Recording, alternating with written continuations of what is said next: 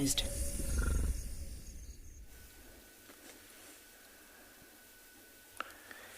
Greetings, and a very warm welcome in the Masai Mara of Kenya. We have some two lions talking here. My name is Tim, and welcome aboard to your very own safari live from the African wilderness.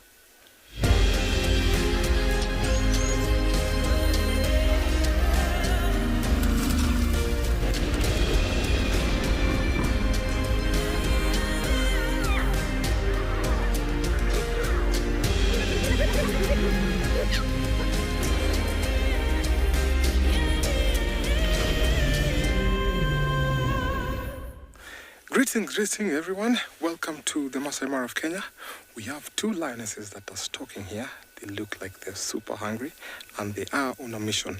We're going to follow them and see what they're up to. Definitely, this is the River Pride.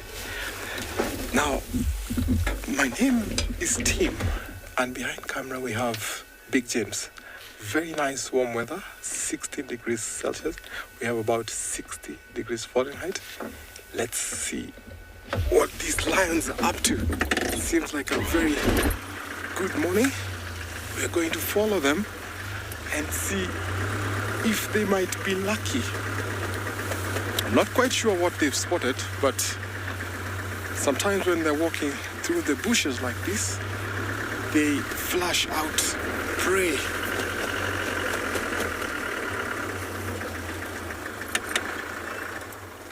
There's tall grass over here, so they have to be walking slowly, patiently. See how they turn to watch around. So this is actually super interesting. So the lioness keep on stopping, scan, and then carry on.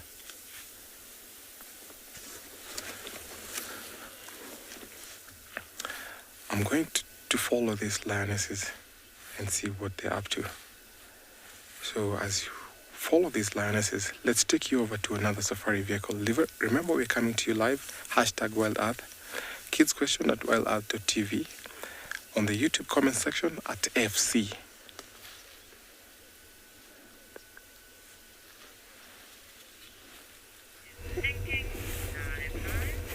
Jumbo everyone, a very good morning and welcome to this live safari from the Masai Mara. And already we're set out here in the plains and see what we found. A very hungry hyena trying to take all the kill for himself. It's a very heavy one, but he's trying to go and hide it so he can feed it all by himself.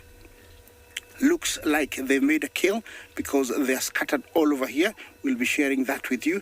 It looks they killed it and they've been eating it. This is the last one. Could be the lowest ranking of the clan, and that's why he has been left with most of the skin, but he's trying to take it all for himself. This is the spotted hyena, a very common one here in the Masai Mara. It's beautiful weather this morning. The sun is just perfect, and this guy is taking full advantage of the cool weather this morning to go and hide his kill. Hopefully he doesn't take it out of our sight, so we can continue sharing it with you. Remember to talk to us on hashtag Wild Earth. Send your kids questions through Wild Earth Kids TV. Questions and comments are very, very welcome. Look at how, he's taking it away. Okay, I think that was it for now. Yes, he has hidden it. He has hidden it out there in the bush. A very good morning. My name is Isaac, and on camera I have Bungay. We are already set out here in the plains with all the wildebeest and all the action to bring you what is happening out here. And as you can see, we have a clan of hyenas that has been feeding on a carcass, or actually not a carcass, I would say. They killed it because it looks very, very fresh, and you can see all the blood on that previous male. This is the other members that are scattered around this area, and so I'm positive they made the kill. Unlike Yes, of course. Thank you for your comment. What a nice way to start the morning. It's a perfect way. Usually and mostly, people, hyenas are perceived to be scavengers, but they are not scavengers. 90% of everything they eat, they kill. They mostly eat a lot of fresh meat. Of course, they'll never pass, a carcass if they're hungry and if there is nothing. Always, followed by this, sanitary crew, I call them, or the scavengers, who were waiting for the scraps. And I don't think they're going to get any now, because where the hyena has hidden the carcass, they wouldn't dare go there because it's a risk. They don't know where the hyena is or who is in there. Here we have the African white-backed vulture. The one at the back with the pinkish head is the lappet-faced vulture. Is one of our largest African vultures, with a beak capable of breaking skin. The one with the ivory-colored beak at the back there also is called the Ruppel's griffon, second largest. And then the one with the whitish neck and black bill, that is the African white-back, the most common vulture in East Africa. There's another lappet-faced vulture, and looks like it's still chilly, and maybe they've been waiting for, a meal or a piece of the meat for, since very early this morning, but the hyena has decided otherwise. These are marabou stocks. Yeah, a bird with a face only a mother would love, but they play a very vital role in making sure that nothing is left rotting in the plains. I don't know what's going on in their mind right now, because there is nothing. If there was something, there's no predator here, they would be scrambling for it. They'll be there trying to eat it, but there is nothing right now.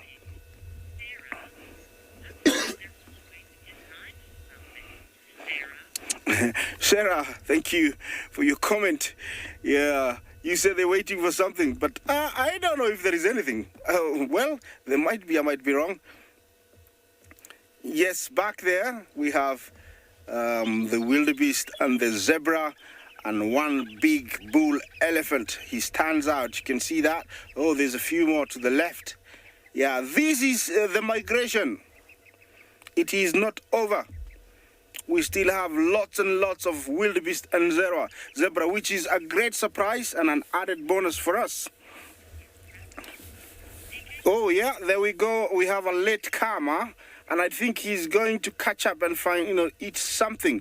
Well, I'm gonna stick here, see what more I can share with you within the next maybe few hours.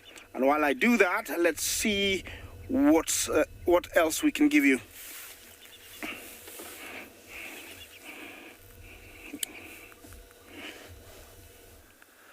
I'm sure if the hyenas see these lionesses, they definitely want to follow, because these lionesses are on a hunting mode.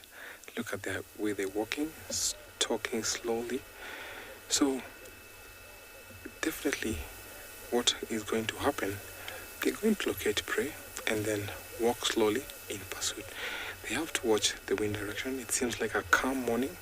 The wind is not very strong, so at least see what happened. One of them stops to scan around and then carry on. So there's a water place not where they're, not far from there, at least where they're heading. So at least sometimes you find there's some animals that will come to drink, or maybe some that are resting by the water hole, and they might even get an advantage of that.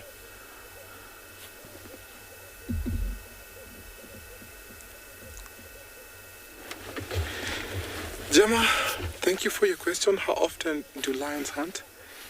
It depends on what they've got.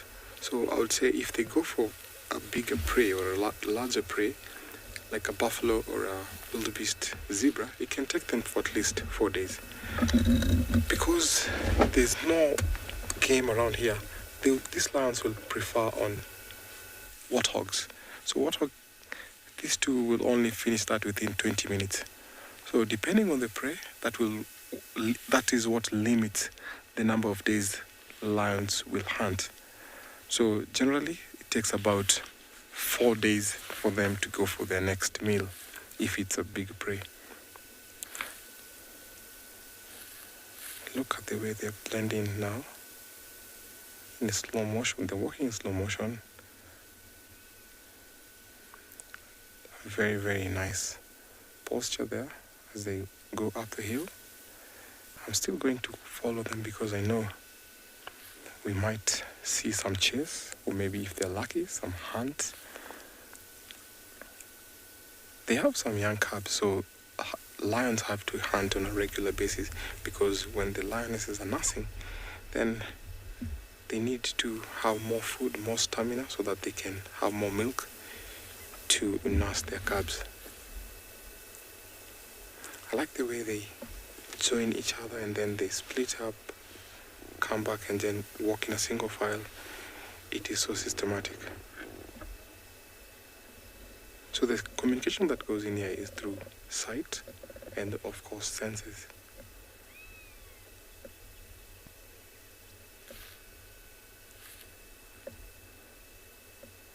So I'm still going to follow them.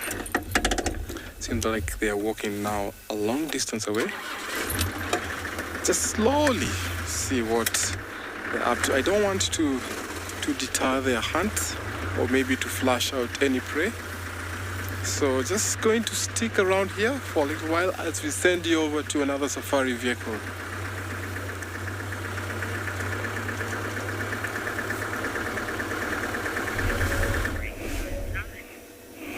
Well, here are most of the clan. They're all crowded up here. Well, good luck to Tim. I hope he gets his kill. And looks like some of them haven't eaten at all, like the female to the right there. And she looks very, very pregnant. I am sure that they made this kill because there was nobody else, around here when we arrived. Some of them haven't eaten, which means they are lower ranked. They usually wait until, the alpha female and the upper ranked of members of the clan eat, then they allow everybody else to eat. This young male is investigating. Look at him, he's so clean. He's one of the cleanest hyenas I've seen in a while. Wow. Yes, he hasn't been wallowing. He's very clean. He's got all the hyena colors. Yeah, that is excitement. The tail raising is excitement, and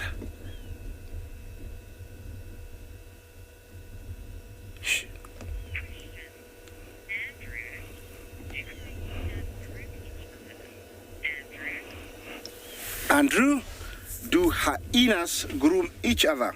It is rare, but mothers do groom their young ones. It is rarely seen But yes, mothers do groom the young ones. These, latecomers are investigating where the kill was made, because they are right behind where the kill was made. You can tell that that one to the right did have a little bit of a scrap, and she's a female, you can tell. Bigger bodied. Usually females are bigger bodied, and definitely she is a female.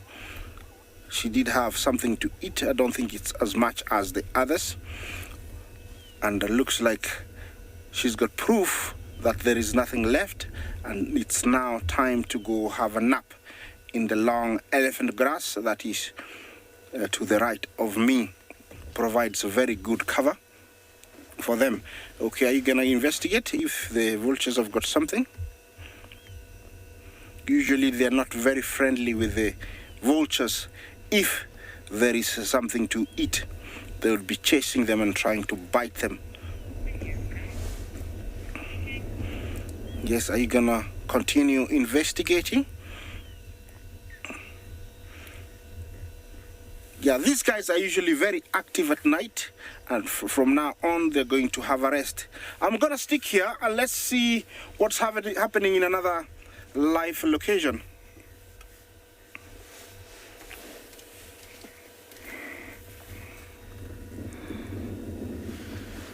Hello everyone and welcome to Ambion Pinda. We're here with a small group of giraffe who have now decided to start to move out of view. Once again, welcome. My name is Jared. We've got Craig behind the camera, and for once in the last 3 days we've had a morning with no rain, which is quite exciting, and that is why you really haven't seen much from us here at Ambion Pinda Private Game Reserve. And you'll notice when looking around it is still quite cloudy. The grass is still quite wet and the roads are still very, very muddy. But we're going to try our best this morning to see what we can find. Not too long ago, and there was about a group of 8 giraffe next to the road. And unfortunately, they are moving off. The area that they're heading towards, there is a waterhole in that direction. With all this rain, I doubt that they're in a rush to go to the waterhole, because what you will find is that the leaves will be holding some water, so they'll be getting some liquid from the leaves that they're busy feeding on. And there are puddles all over the reserve at the moment. And these giraffe will be able to just bend over with that very long neck, stretch those legs, as I'm sure you have seen before, and drink the dirty water in the mud. So we've got one of the females that's just lagging behind at the moment. One of the younger females. There was a much larger group up ahead. This one was just caught busy feeding. It is walking past a fig tree now, and if it was fruiting, you might find that this giraffe may feed on that fruit. But for now, I think I'm going to carry on and see what else we can find here at Ambion Pinda.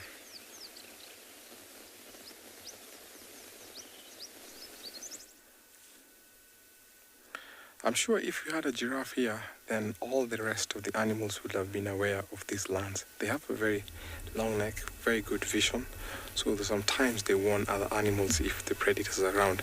Our lionesses have decided to make it a slow pace, because we have in the mountains, we have elands, we have zebras, we have waterbacks, and because this place where they are is super open, the animals back up in the hill are on an advantage.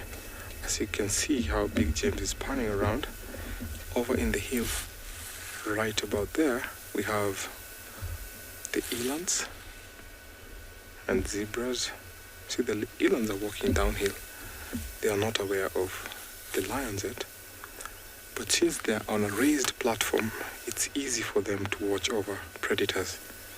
But the good thing is these lionesses blend in so well with the grass cover, so at least sometimes it comes in handy for the lions.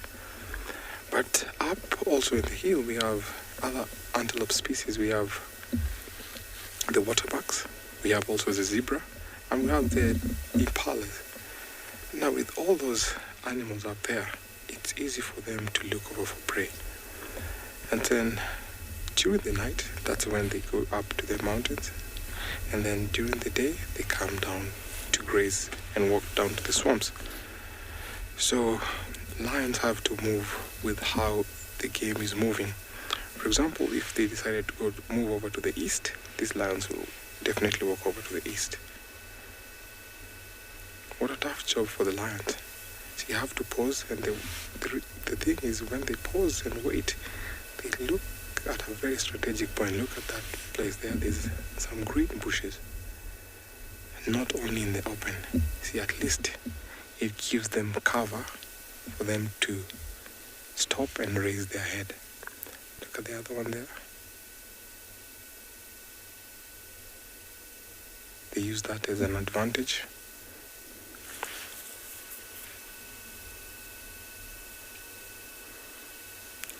Michael, this is not a very big pride. So it's only about, I'd say, four females with about 4 cubs. Then we have another pride called the LAUR pride, which consists of over about 17 lions. So the river pride is not as big in comparison to the LAUR pride. But these lionesses are super efficient. I once saw them stalk zebras, and then it failed. Came across some buffaloes, and they put one down. So I'm hoping that this time round they'll be successful, because they have teeny tiny cubs to raise.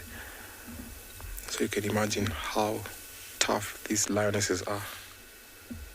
Our elands have stopped, possibly not because they've seen the lionesses. Look at the first lioness where she's hid.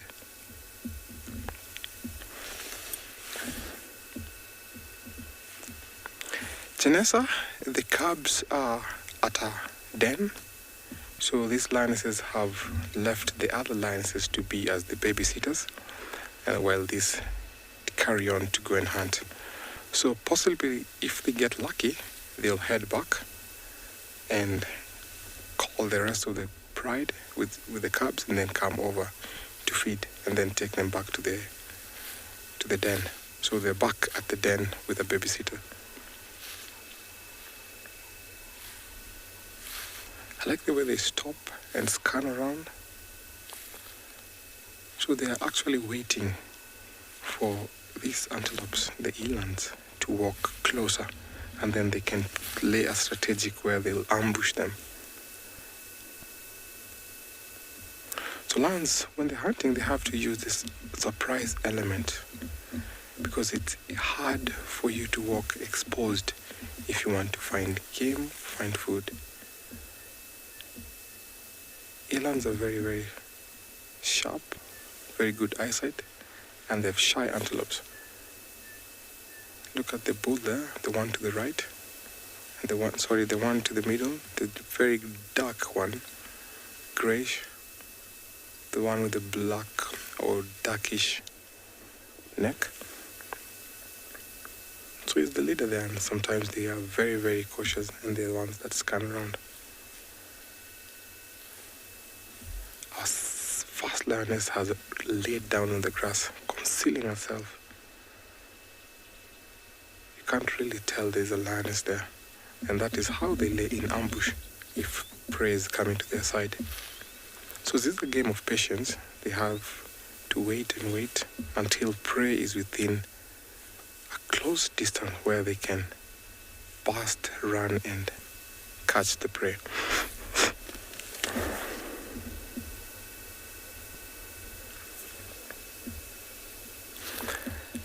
Thank you for your question. These lions, yes, they can hunt up in the escarpment, but it's very tough for them because it's slopey, it's rocky, and that's why the prey prefers going up the escarpment. But yes, sometimes they can hunt up in the escarpment.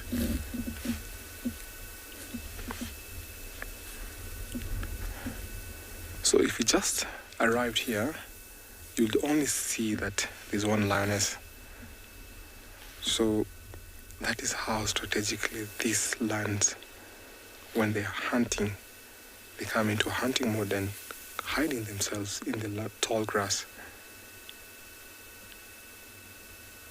That seems like a very nice hiding place if you're waiting for prey. But then I'm sure they'll still close their gap towards those elands that are coming their way.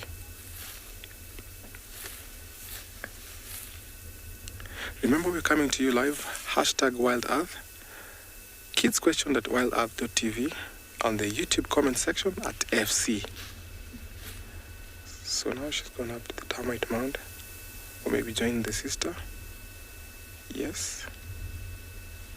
So let's follow them a little bit closer, but far away where we cannot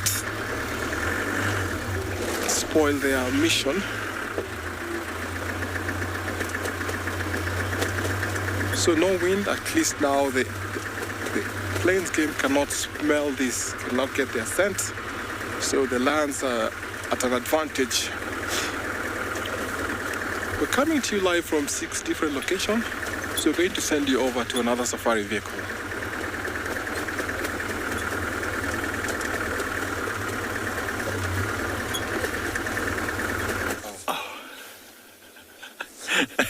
Well, we had a wonderful yellow-billed hornbill who was doing a bit of a dance for us, and as you guys came to us, they decided to fly off a bit. But anyway, my name is Mike, and behind the camera we've got Seb, and you've joined us here at Ecotraining's Pridelands Conservancy. And we're just having a bit of a drive out here in this very wet morning to see what we might find. We found a half-eaten carcass of an impala, but no sign of predator activity there at the moment. We're going to try there a bit later. There's a few other... Oh, there's another hornbill just on the road over there. Oh, my head's in the way there. So these are yellow-billed hornbills and red-billed hornbills, both in this area. And now I actually wondered if maybe there'd been some termite activity, because after heavy rains, often termites come out. And when it's cloudy like this, a lot of insects can move about without getting burnt by the sun. So this hornbill is probably just looking for a tasty little insect as it walks around. I love these little hornbills. I think they're so funny the way they move around. They look like little clowns. They've got very weird feet. Their toes are actually fused together, so it doesn't really look like they have, they're not able to walk nicely. See there, it's found a little pile of dirt or sticks and detritus, and it's busy doing a little bit of investigating. Still hear this other hornbill, but it's very far away now.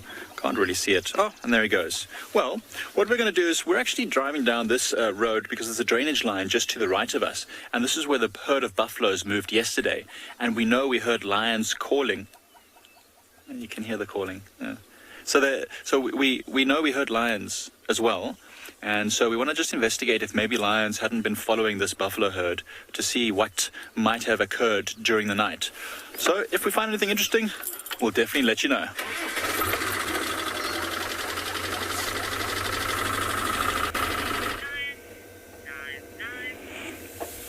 Well,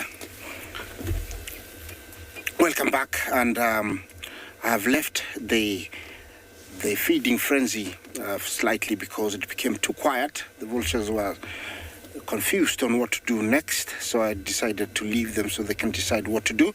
And I have found this beautiful big bull elephant. Not one of the biggest that I've seen, but he is a very good size. He is accompanied by a few more that Bungay is going to show you. Look at that. This is an association that starts very early for, male elephants, especially like for the guy in the middle. I would say maybe he's just over 10, maybe 11.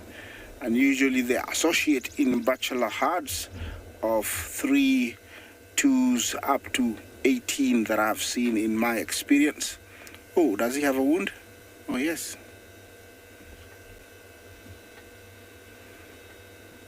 Okay, it looks like the back leg has got a wound. Interesting. Okay, this an association. They form, and because they take a very long time to fully mature, they reach about 30 years to be able to mate. So, they associate in bachelor herd.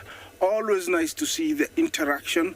You wonder what they talk about, or how what they're looking forward to for the little guy, maybe they're another 19 years. Behind them there is a big herd of wildebeest. I don't know if you can see them. They look like little dots. we are in an area that is full of wildebeest, and we'll be sharing that with you also. That is the scene that we have here. Oh, what's wrong with that elephant? Yeah, he's running cross country with his little one. Hey, chasing all the wildebeest. That's hilarious. Look at that. Hey. What happened there? I wish I could tell you how it started, but it looks like Mom is showing off, how you chase wildebeest, when they annoy you. Or maybe how you run in between wildebeest. They are not, at any threat. They are not any threat at all, the wildebeest. But something is very interesting is going on there. What's wrong, Mom?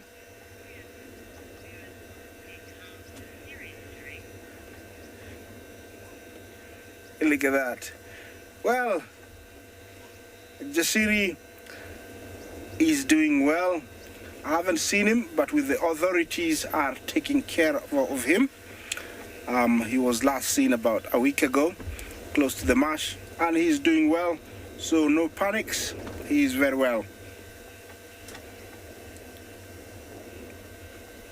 Yeah, you can tell the little one is in front, and Mommy's talking something. She stops, he stops.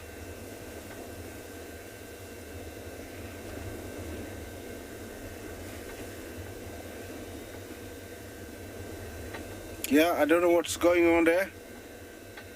Maybe Mommy got a little bit excited and decided to show off, how you also can play around wildebeest. There's no threat at all. Yeah, I don't know exactly what happened, how it started, but he is part of a bigger herd that they're going to join later on. See how quickly a big elephant can disappear in the bushes? Yeah, he's behind there somewhere.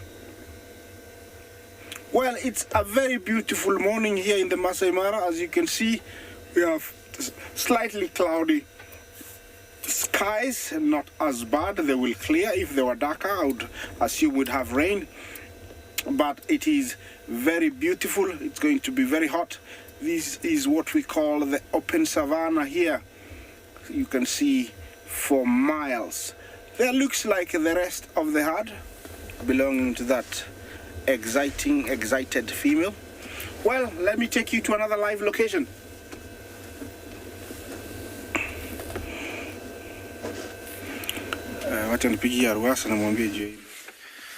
So we just had this young giraffe in front of us walking in the road, and it looks like we've got a couple more to the right. Something slightly different with all of you. If you listen very carefully, you can hear there's lots of different birds calling, there's some insects calling, there's even some reptiles calling. And just for 20 seconds while we watch these giraffe and these zebra that are now walking in front of the road, I just want to listen to the wonderful sounds of the African bush, because after rain, everything seems to become alive. And you can do one of two things. You can either watch these zebras, or I would suggest even closing your eyes for 20 seconds or so.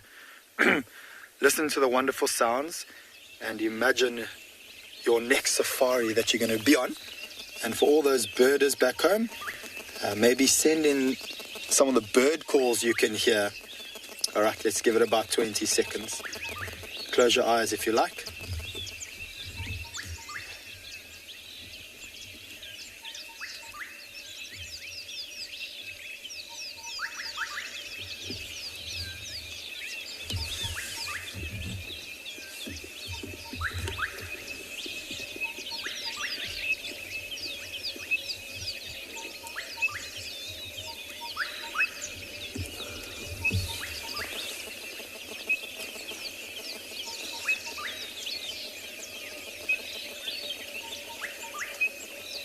Absolutely spectacular.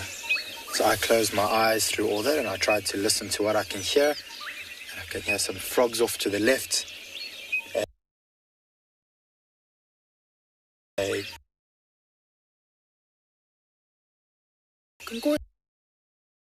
Calling zebra crossing the road and some kudu running off in the background.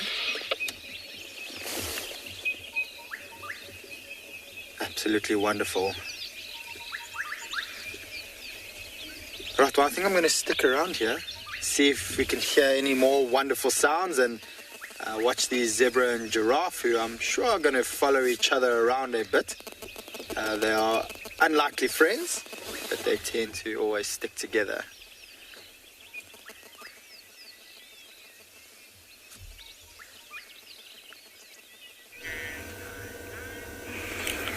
Well, the bull elephant has moved close to us, and now you can clearly see how big he is.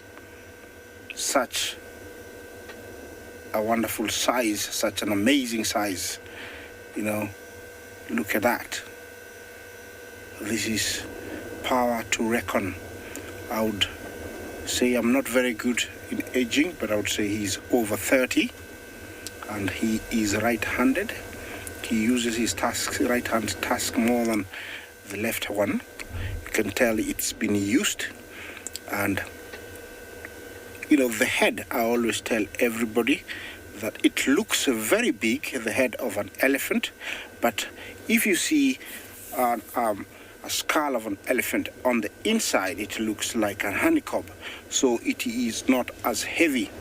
But the outer core, the outer shell, is very, very solid. I think it's to protect everything.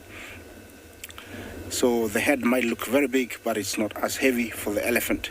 I would say actually the trunk, I have picked up a trunk before, and it is very, very heavy and full of muscle. You can actually, with a blunt knife, you can not cut through, so the trunk is very, very heavy.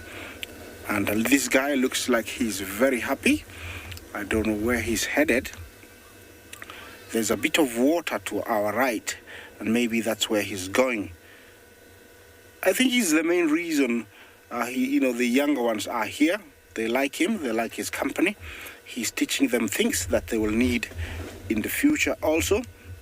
They might have already, learned a lot from their mothers or the matriarchs, but definitely he will teach them lots and lots more. Maybe different short licks that they didn't learn with their mothers, and even techniques how to be a male, maybe how to fight. Yeah, looks like we have more coming this way. That is good stuff. Oh yes, we have a very big herd coming this way. Ah, what a sight. What a sight. Look at this. I hope you're really enjoying this, guys. On the backdrop there is the Olololo escarpment. The unmistakable Olololo escarpment. And the little dots you see there, lots of little dots, you see them there? Yeah, all those are wildies and zebra. It's a super beautiful sight. Talk to us, #WildEarth, questions, comments, very welcome. Looks like these young guys are going to join the older guys, because those two are males definitely, and maybe they're going to ask for some advice or tips.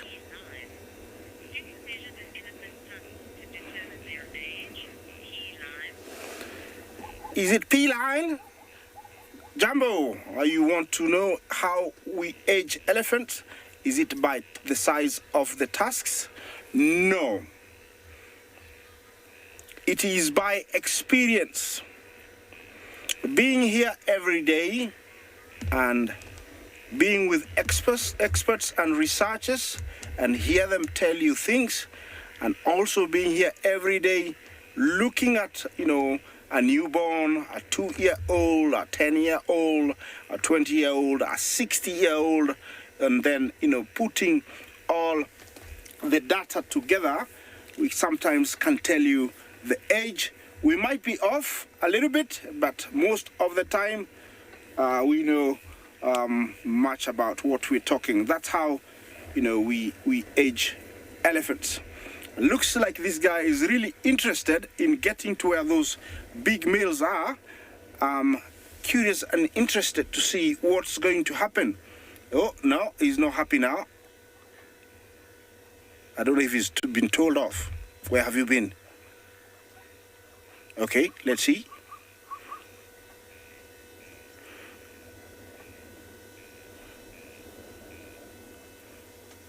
Hello.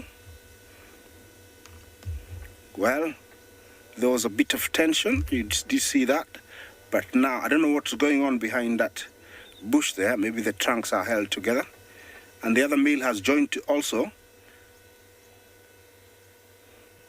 Looks like the male is interested in eating, not saying hello. Well, definitely there was a male bonding there. You know, they can communicate with sounds much, much below our hearing. And that's how I think the young guys decided to walk towards. You see also there, it's like this, they're speaking, they're talking. I don't know what they're saying. Is that you, Mike? Is that you, Isaac? I remember you chased me last night, you know, when we were at that beautiful grass-eating site. You can see the stretched trunk. Definitely there is language. Okay.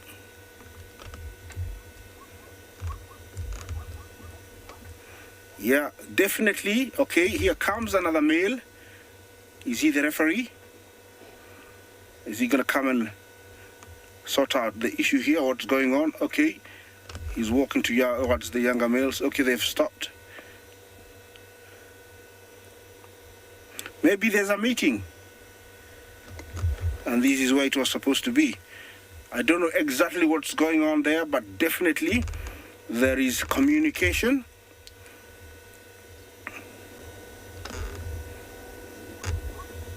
Okay, the big guy is walking towards the little guy. Okay, actually he's behind the little younger guy. Yes, I think there is male bonding here, because they're all males, and they did feel each other, because you could tell the two young guys who are about maybe 6. Okay, the little guy has been told off. He's not a bush for your size.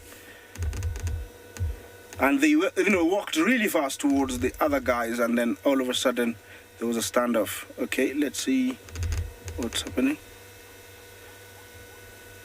Okay, definitely they know each other. You can tell the young guy is trying to pick out something from the older guy's mouth, and he's not fussy about it. Okay, shook his head.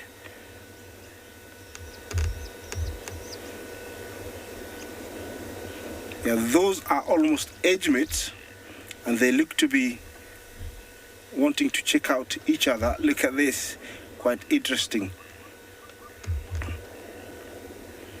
Yeah, they're almost the same age. Oh, beautiful, look at this.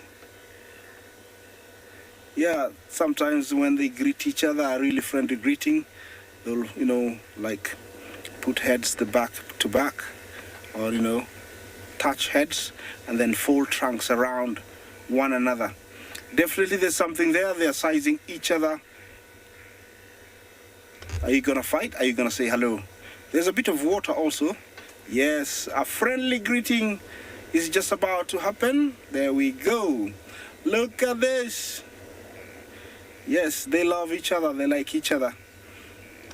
So there's no tension. There's no fighting.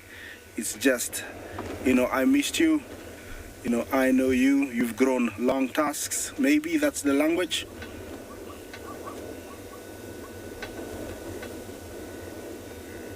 Yeah, and the guy to the left is drinking. So there is peace and a lot of male bonding.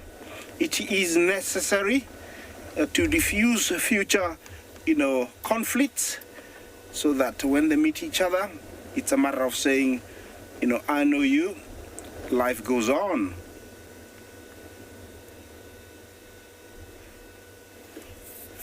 Yeah, those guys are really liking each other.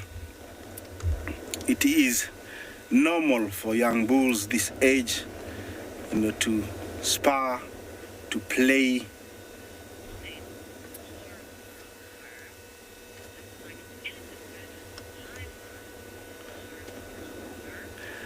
Alarmo, you say it's a elephant version of the high five?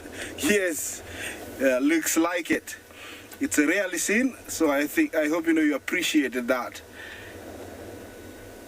I wonder what goes on in your mind right now. Yes, these two are going to size up one another very soon. You can tell it's starting very slowly, This is the way it starts, and then they're gonna start sparring.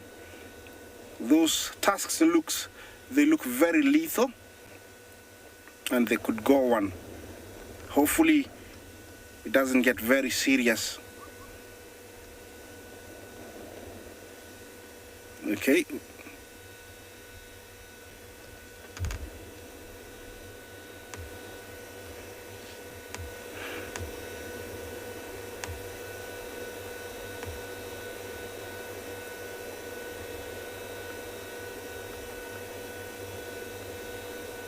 They're actually still not very sure if they want to fight or not. They're still,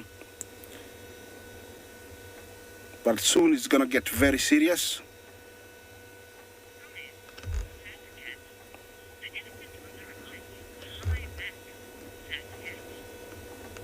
Flat cat. You see the elephant on the back has a flat back. I don't know if it's got really a flat back. Look at them. All of them have got a curvy back. And that's sometimes how you can tell males, although it's not 100% always. Yeah. This is going to get a little bit serious, as you can tell. I think it's that age where, you know, people, they start bullying one another because they're almost the same age. Then a fight ensues. It looks like the one on the right has decided to run away a little bit, but the guy to the left there on the frame, the guy approaching, is not interested. She's a female and she's drinking. Those guys are trying to get on with it, with the fight. I think the guy to the left is much, you know, slightly bigger, even in size, as you can see. I'm going to stay here a little bit longer, see what's happening, because it's always interesting to follow up on in a situation like this. And while I do that, let's see what is on in another live location.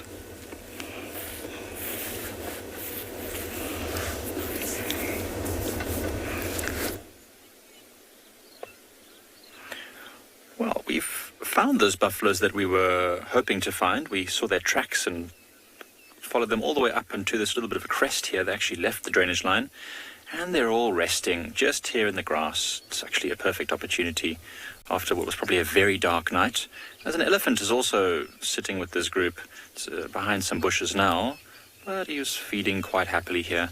He actually did chase one buffalo off a moment ago, but it seems to all have calmed down. Starting to get up, though. I see a lot of the buffalo starting to agitate and get up and slowly start moving. And it looks like they're moving, if anything, towards Leopard Dam, which would be quite fantastic. But you can see a whole group of them, all the females, youngsters, mostly in the middle. And then on the outside, the bigger bulls, as you can see there on the bottom right. That's a female, and then you can see the bull with his massive boss just over here. So all the bulls are on the outside, keeping them safe, and all the youngsters and females in the middle where they can rest. But now look, a lot of the buffalo are starting to get up. In fact, it'll be quite quick now that there's a whole bunch that have moved off. It'll be quite quick that they all get up and start moving. But there's no rush on a day like this. It's cool, it's quiet, it's calm. There's an elephant here. There's really not much chance of danger. And so they're not in any particular rush. There's one buffalo there having a little morning scratch, getting all those itches, all the bed bugs. Getting rid of all the bed bugs. So that's often why you see buffaloes having these red markings on their boss, because they'll rub their horns against sticks and twigs and get all the cambium, which is that inner bark layer, all over their horns. There's multiple functions there. Keeps their horns nice and smooth and shiny and sharp. Also scratches to get rid of itches and parasites that might be just at the base of the boss or around the horns. Well, you're going the wrong way. Everyone else is going the opposite direction. Oh, well, I guess you've got to make your own way in life. And these two old gentlemen over here, maybe one of these is Tungsten. Can't see from this angle, but he was following the herd yesterday. Can't tell who's following who, though, to be fair. The elephant is also moving off now. The buffaloes are basically following it. So a few oxpeckers around as well. At this time of the morning, they're not probably feeding just yet. Most likely just sitting on the buffaloes trying to be warm. I wonder if we'll get a glimpse of that young male with the injury behind his horn. That would be really interesting to see how his wound is healing up. It's nice and cool, not very dry though, so it's not the best weather for a wound to heal, and the oxpeckers will be keeping it open. Oh, there you go. They're all starting to get up now. Slow, methodic movement down to the water. And it's amazing, there's a lot of green grass we've been noticing, Seb and I. Lots of green shoots coming out. So these big animals like buffaloes are starting to get all the nutrition that they need. So it means that they'll be more and more active as the summer wears on, until it gets very hot, then they'll get less active again. But at the moment, lots of green, fresh shoots coming out, which are high in energy. There you can see an oxpecker actually huddled right down on the back of that buffalo, trying to be warm. And these ones are coming straight towards us. Oxpeckers are so important, as you know, they form a vital function, keeping ticks and parasites off of these buffaloes and all the places they can't normally groom themselves, like inside their ears. Toby, that's an interesting one, and you know, the outer part of the horn is made of the same material. It's keratin, very similar to what is on our fingernails or our hair, just in a slightly different form. But what's interesting is that a rhino's horn is all keratin all the way through, whereas, oh, that oxpecker's got some nesting material. Look at that. That's interesting. Let's just put it on the back of that buffalo. You hold this for me, please. That's interesting. So, Toby, as I was saying, rhino horn is keratin all the way through, completely inert substance, not useful in any way, really, apart from being a horn. And a buffalo's horn is keratin only on the outside, and the inside is pure bone. So I think technically a buffalo's horns are stronger and tougher than a rhino's horns. But remember, a rhino's horn is much thicker at the base, so it's not easy to break that thing. Although, so I've heard, you know, it's not really, because there's no bone inside a rhino's horn, and they can actually break that almost off, but it'll grow back. Unlike the buffalo's horns, once they break, that is not never, ever, ever going to grow back. Oh, this oxpecker is clinging on for all it's worth. It does not want to get out of bed. It's a Sunday. Why on earth would I want to get out of bed right now? Oh, a big stretch. All the buffaloes starting to get up. Some are slower than others, of course. It's not everyone's a morning. Oh, lion's calling. Listen. It's very far away. I don't think you'll be able to hear that. It's incredibly far away. Much further than, I think, our boundary, unfortunately. But lions are calling. So the lions are also on the move.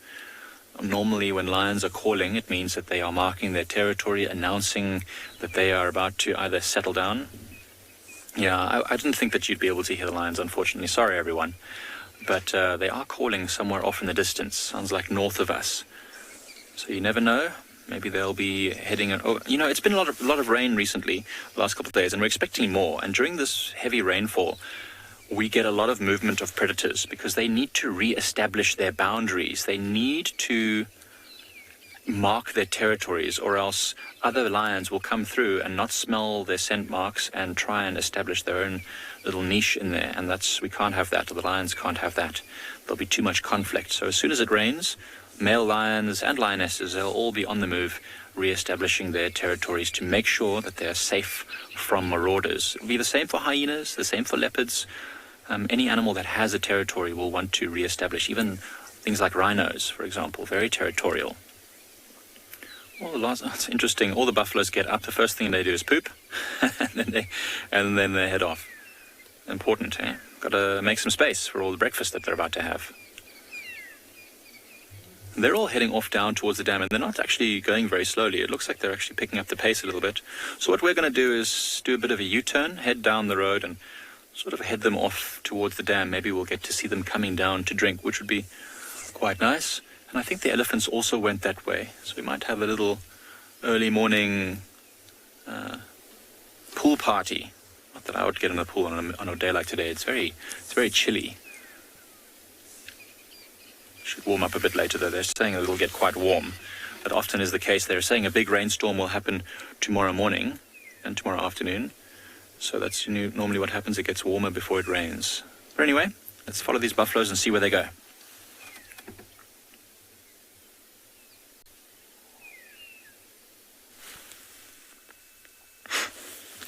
So from the buffaloes down there, we have old buffalo herds. Here we have about 6 or 7 of them resting. Seems like that one is staring at us. He was watching over when the lionesses were walking past. But I'm sure because of the lioness being 2 of them, they can't even dare come here. These buffaloes can be super, super defensive. Okay, one of them is waking up now. Look at how old they look. That one looks a little bit skinny. Lost skin on his back or hind leg. They have a very sharp eyesight, and also their smell is so good, so that they can, whenever they see something approaching towards them, that is the posture they use. They raise their head, nose up, to smell whatever is coming their direction. And sometimes I've seen them even see land from a long distance, and they just run and chase them off, because they only want predators within their home range. They always take turns to eat, so they are eating maybe early morning, and then they'll take a rest. Then after a few hours, then they wake up again, start grazing, then go to water. So they have to stick around a reliable water source.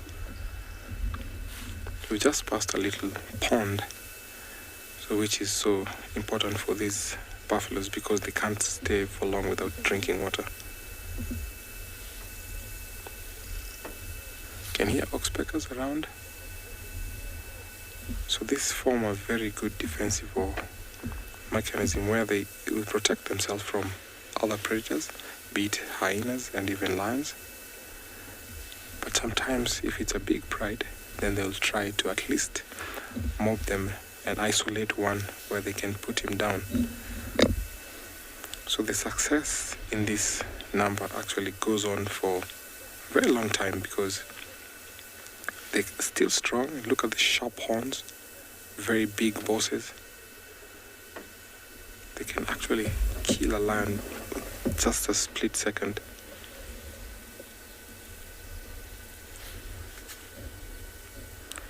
So over maybe in the afternoon, they will walk to a water place where there's mud also. You see the mud rolling or mud bathing, where they protect their skins from the sunburn and also biting insects. I like the way he's staring at us. Look at his face. He's a super old boy with his tongue sticking out.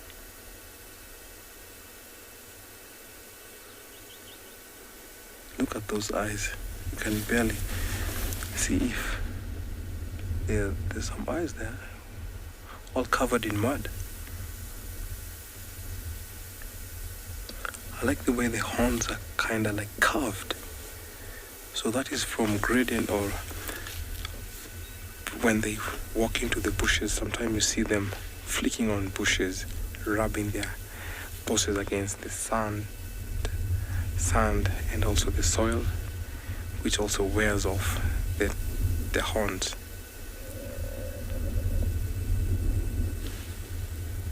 They seem quite relaxed, despite even the lions walking past.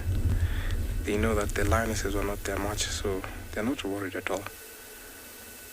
Sometimes you see buffaloes even boasting over when they see lions and they turn the other way, knowing that the lions will not come their way.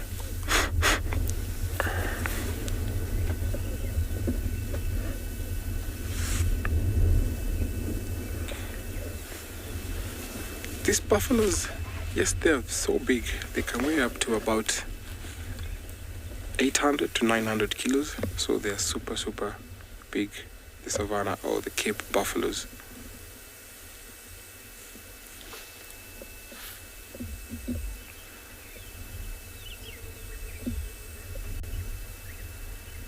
So sometimes when they're resting, they position themselves strategically where each faces a different opposite direction to watch over for predators. Remember, we're coming to you live, #WildEarth. Questions and your comments at the YouTube comment section at FC. For our young viewers, kids question at wildearth.tv.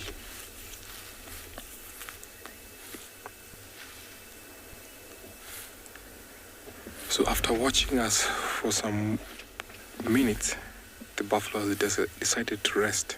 So that tells you that they're quite relaxed. You've seen that there's no enemy around. We're not a bother to them. We're at a very good distance. We don't really want to bother them at all. We want them just to relax the way we found them. As we carry on, trying to find something else because the sun is still not too hot. So hoping that we can find another good sighting like how we started this morning.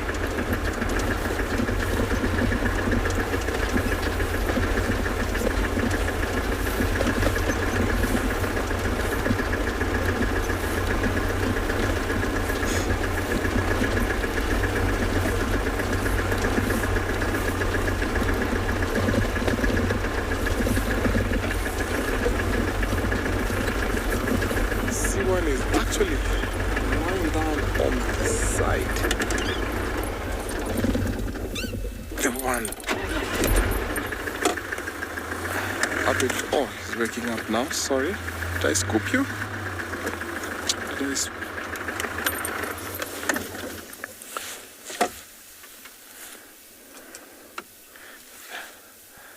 The one to the right was just sleeping on the side, which is super interesting sometimes to see them lying on the side. That seems like, look at how sharp his horns are. So I'm going to carry on and send you over to another safari vehicle.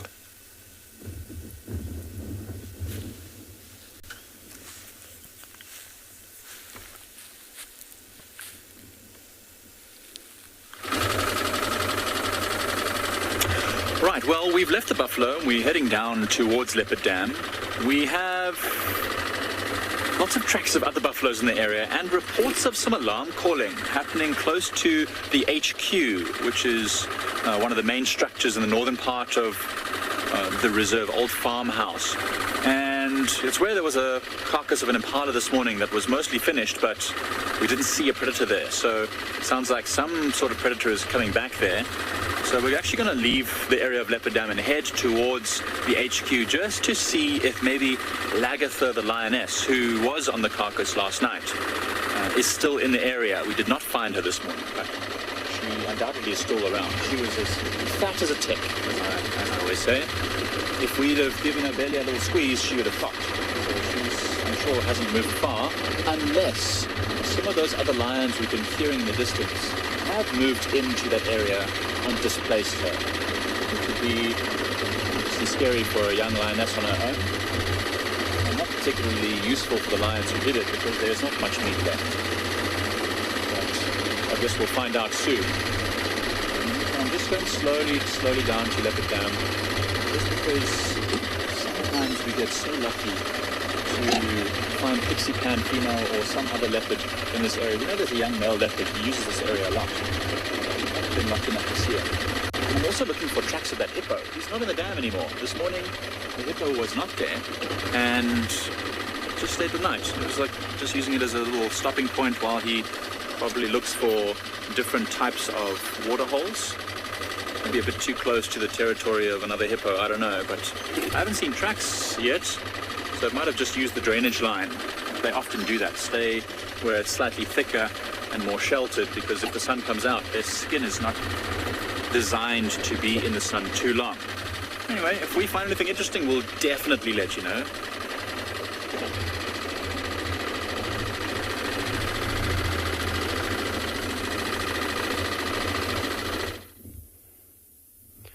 Dumela, welcome and a very good morning to everybody. Welcome to Tswalu Kalahari. My name is Carl. Behind the camera is Glenn. Morning, Glenn. Morning, everybody. We have changed tactics for this morning. We have decided to come up north and try and find something. On the way, we found this, the remnants of an insect. Would have been live about 2 months ago it would have been alive. This is the exoskeleton from a armored ground cricket. And this is part of the grasshopper locust family. We can see from the front over here, if Glenn can get in there, you can see the mouth parts quite nicely. Those are used to chomp down and consume various things, each other, plant matter, you name it. These are ferocious carnivores, predators, if you want to call them. They eat almost anything when they are alive. And we would have gone through a period now about 2-3 months ago where they would have been absolutely everywhere. Huge emergence of them, and it would have been really nice to see them out and about. You can see how nothing... Let me just get out the way.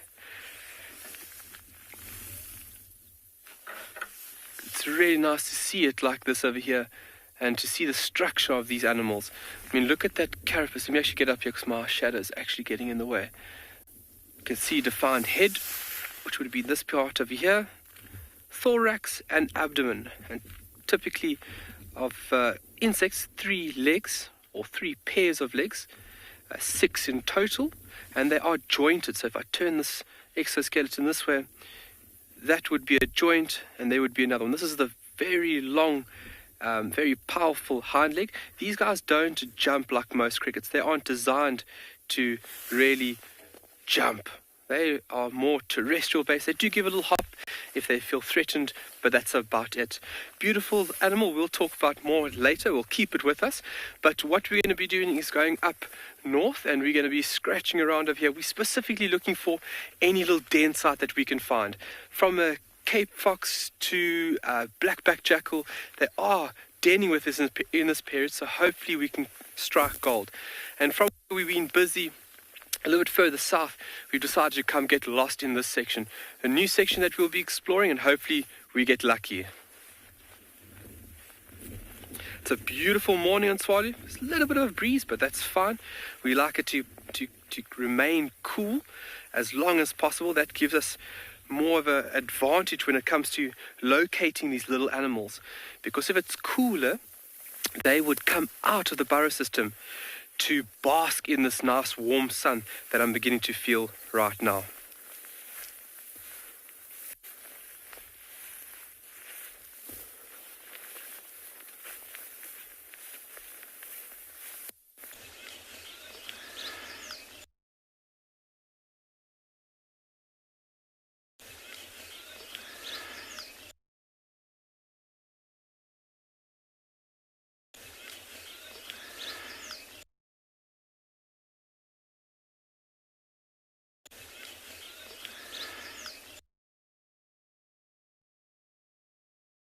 Pretty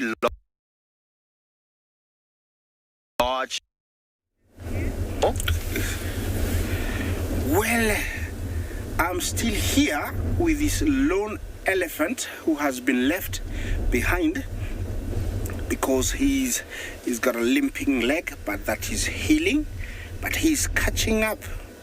They have amazing antibodies and they always heal after a while. He looks very healthy. It hasn't affected him. You know, the tusks looks like he's been using the right hand one, so he's been traveling.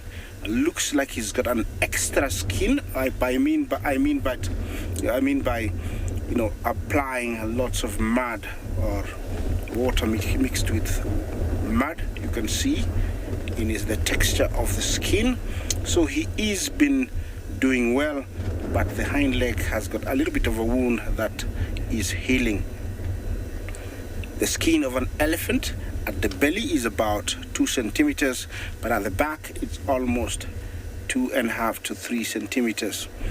Nothing to worry about this guy. At his age, nobody would go for him, and usually he's able to fend off anything or any threat.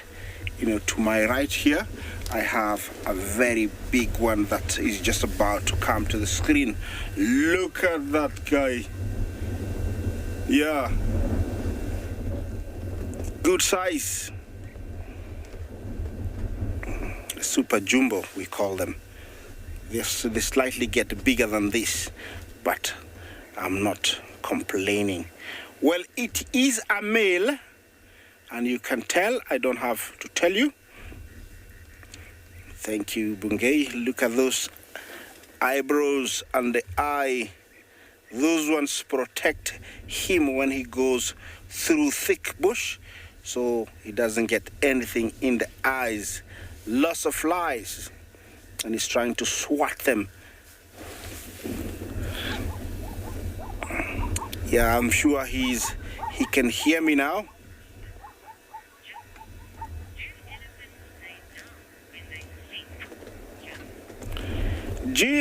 Jumbo, you want to know if elephants lie down when they sleep? Well, it's very rare for a fully grown elephant like this one here, to lie down, because if it lies down, it might not be able to, wake up quickly. But they usually find something like a termite mound, and then they lie on the side, so it's easier to get up. Young ones do lie down a lot because they get tired very quickly, and they usually find refuge under their mothers.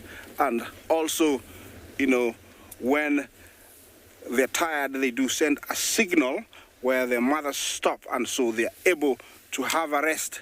I'm going to reposition slightly because they're moving out of my angle. Oh, but we have a good one there. So yes, they do lie down, young ones more than the older ones. And you can see why, there is a reason for that. They're too big. If they lie down, it can sometimes be very difficult to get up. Now they've gone back to what they do best. Eating. No more interaction. But that was a beautiful session earlier on. Looks like it's eating time. And here, you can tell they're picking up a certain type of grass. I think it's wire grass. It's very rough, very tough. Yeah.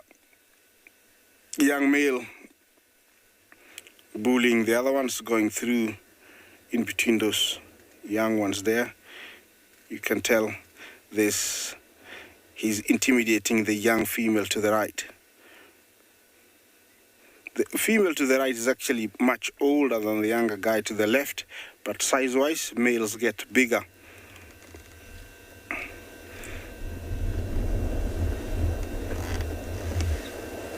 Well, it's a beautiful time of day.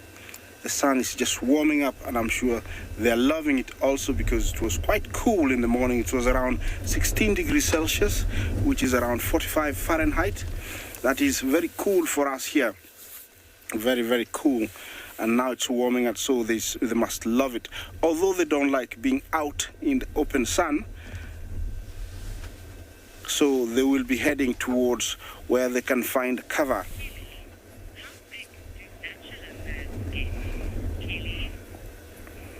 Kelly, Jumbo, you want, to know how big do bachelor herds get? When we mean bachelor, we mean, males. I have seen 18 together. In my experience, I have seen 18 together. Some people say they've seen 30. The least I've seen, I think, is 1, and the most I've seen in my experience is 18. And all 18 were very, very, very big. When I say big, they were over 5 tons, all of them, and they were quite together. So definitely it was a bachelor herd. I'm telling you from my experience. That is a nice shot. For some reason, they've decided to face us, and that is wonderful. I hope, you love this, as I love it. You can tell there is some swallows, I think they're barn swallows, that are diving in between the elephants every now and then. Do you see that? They're taking advantage of small insects, very much like cattle egrets do. They're doing the same. Do you see them? The barn swallows, I would say. I don't think there is any swift. I think the barn swallows. Yes, there's a certain type of grass here, definitely. You can see they're not pulling they're not eating the Thermida triandra. This one looks like a creeper, and that's what they're pulling.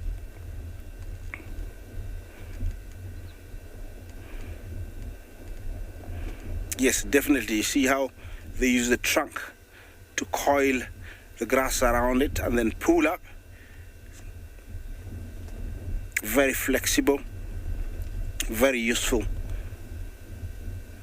Without it, the elephants don't grow to be as big because they lack nutrients, because they cannot pick up things. In a combination with no trunk and no tusk can mean sudden death for the elephant. Luckily, everybody is intact here. Nobody has got any issues.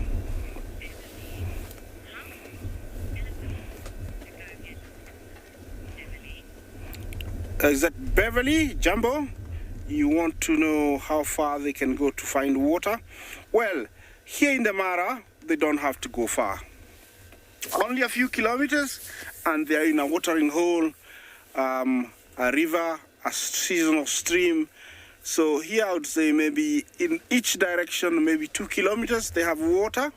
But in Chad and some places in West Africa, Southern Africa, Namibia, I think Botswana, Namibia, I think there are places where they have been experienced to travel up to around 20 kilometers or even more.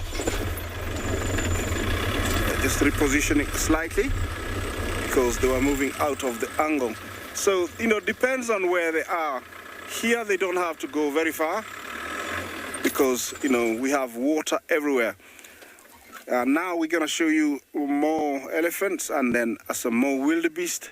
This is a beautiful scene where I am. I could stay here the whole day. Those dots there are wildies. And I'm so happy that they're still with us. Normally they would be gone. Look at that. And the direction they're heading surely tells me they're not going back to the Serengeti. Serengeti is in Tanzania, and that's where they usually reside most of the year. They usually come here to utilize the long grass that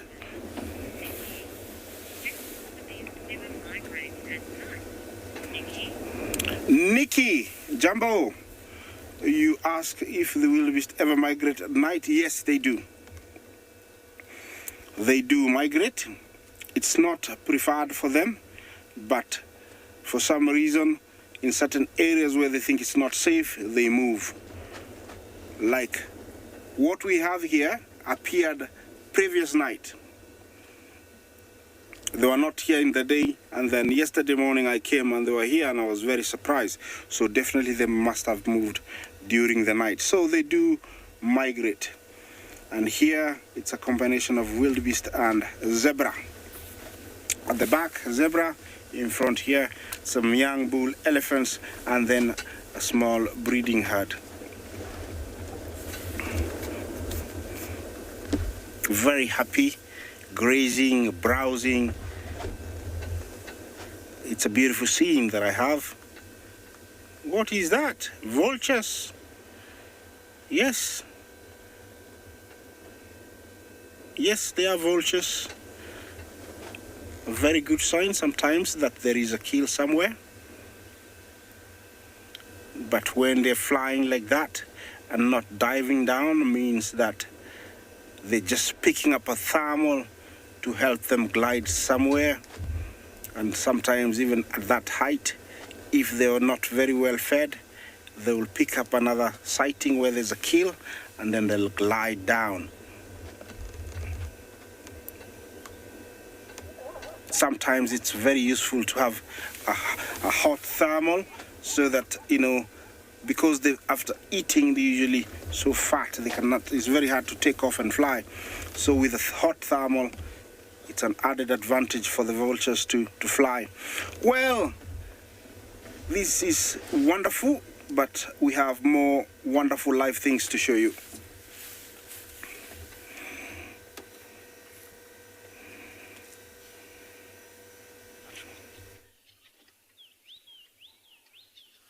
So we've just relocated Lagatha. She's on her way back towards the carcass. So hopefully she will go there to feed. I'm going to have to reposition her soon because we're running out of space to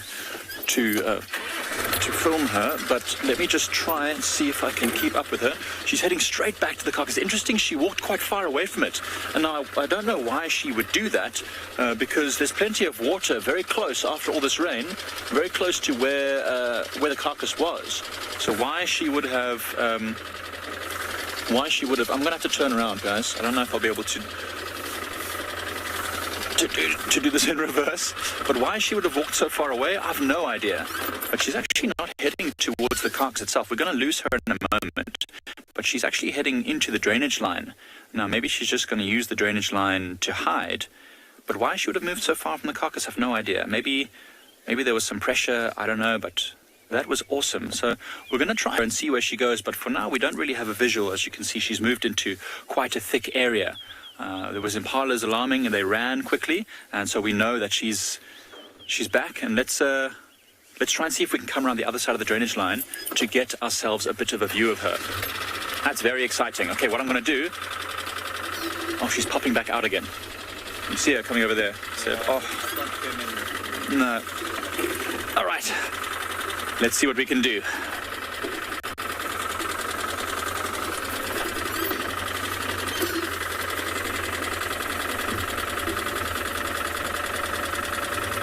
Yeah, can you give me a rough area where they are? Oh, good. Hello. We're in this big block here north of the Alright. Still busy meandering through this section, looking for all the smaller things.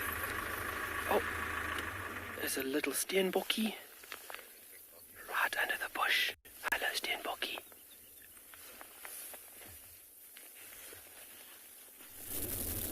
So I'm surprised he hasn't run yet.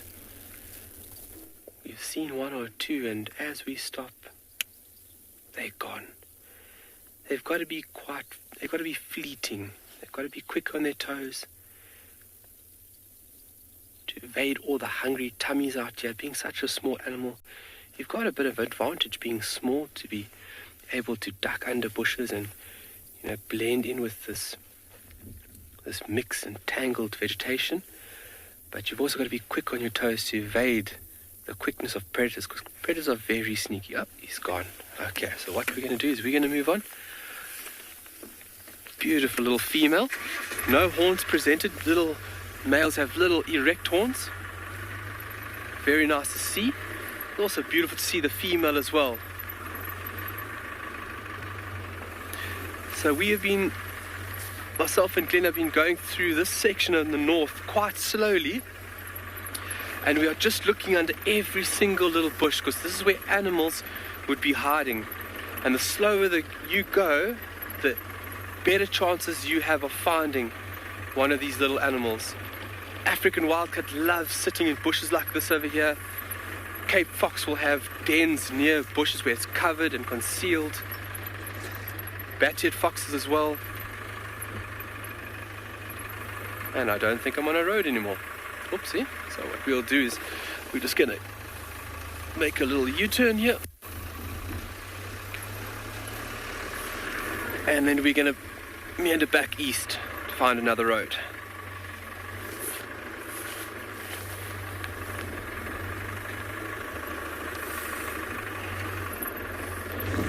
Welcome to the other side of the Mara, where we have a male lion sitting in the grass, and not far from him there's two lionesses. I'm suspecting this might be a mating pair, and I'm not quite sure why this male is... Look at the lioness there. She's actually lying down. The wind is blowing toward their direction sometimes. That is why they can lie down on the grass like that, shelter away from the blowing wind.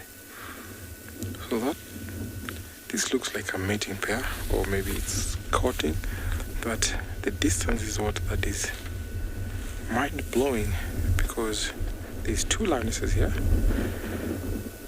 One is actually very much hidden in the grass. So this male here I'm not quite sure why he's scanning around. Oh, yes. There's another lioness there. So there's 3 lionesses around here. I didn't quite see that lioness sitting on the grass. This tells you how camouflage plays a big role here in this ecosystem. She's up now. Oh, yes. This is a mating pair. There you go.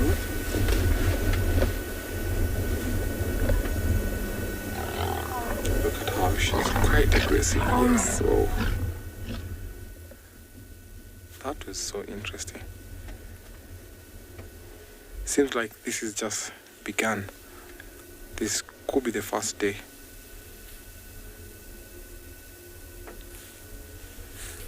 So I'll just stay around here and see how long it will take for the second one. Because when it just began, it takes about 15 to 20 minutes and then they go for it again. So in an hour they can go up to like 4 times in an hour.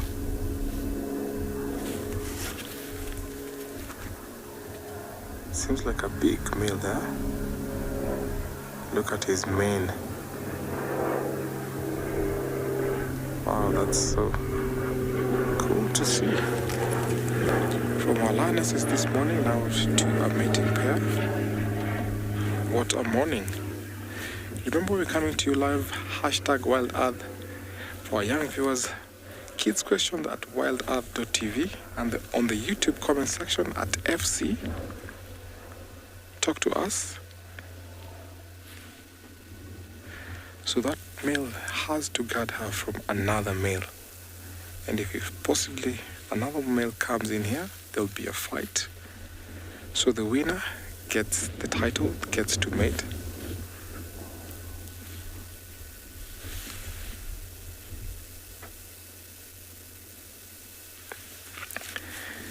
Debbie, thank you for your question. I don't think he's split nose because I tried looking quite keenly. He's not split nose.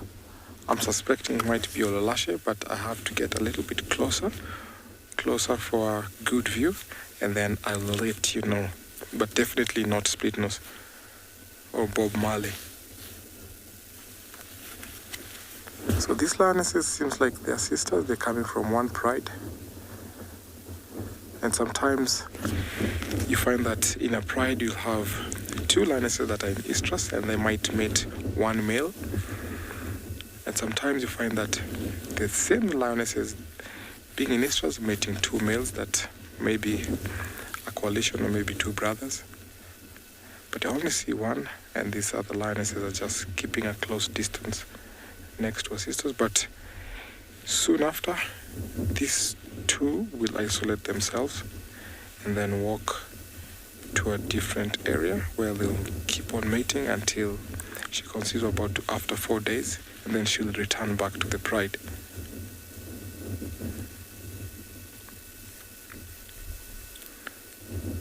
Look at his mane.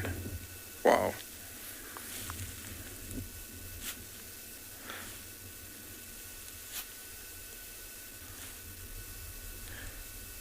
So when lionesses are successful to bring their cubs to winning once every 2 years, they'll come into a mating season or come into estrus.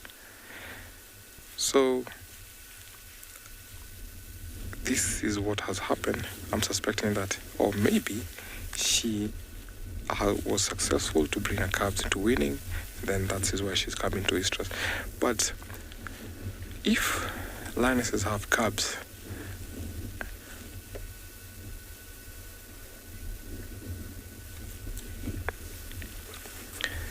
this is important because when she's ovulating, she has to conceive. So this is the reason why they have to mate so many times is because when the ovulation time takes place, it happens in after a while, and that is the reason why they have to mate for a long time before she conceives. .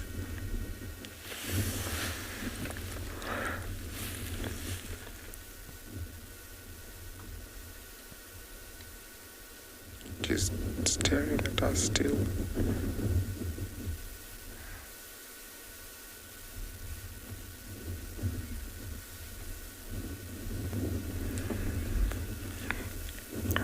Marianne, thank you for your question. Yes, a male can mate with multiple females at the same time. Like, say for example, there's two lionesses from this pride that are all in estrus. They will definitely mate with this same male.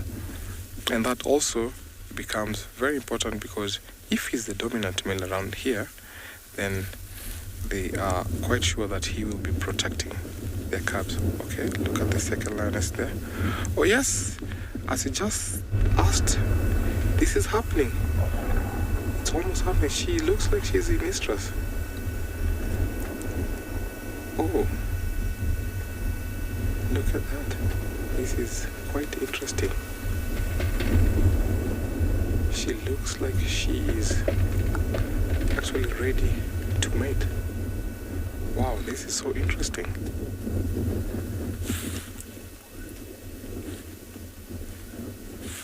So we have around 4 lionesses here. So that the one with the collar looks like she might be in estrus. We just seen him mating with the other lioness. By the behavior and how she's walking in front of him, she's definitely in estrus. That will be so interesting to see this. Wow.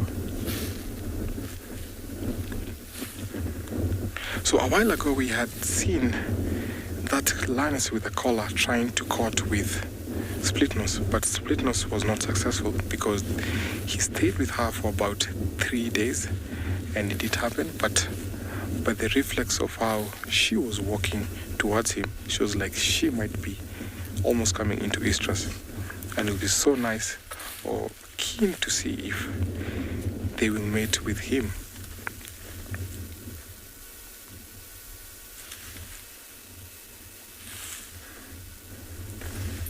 Also not quite sure if these other ones might be interested or maybe coming into estrus, but it will be interesting to see. So I'm going to wait here and see if the other lioness with the collar might want to mate or she's ready to mate as we take you over to another safari vehicle.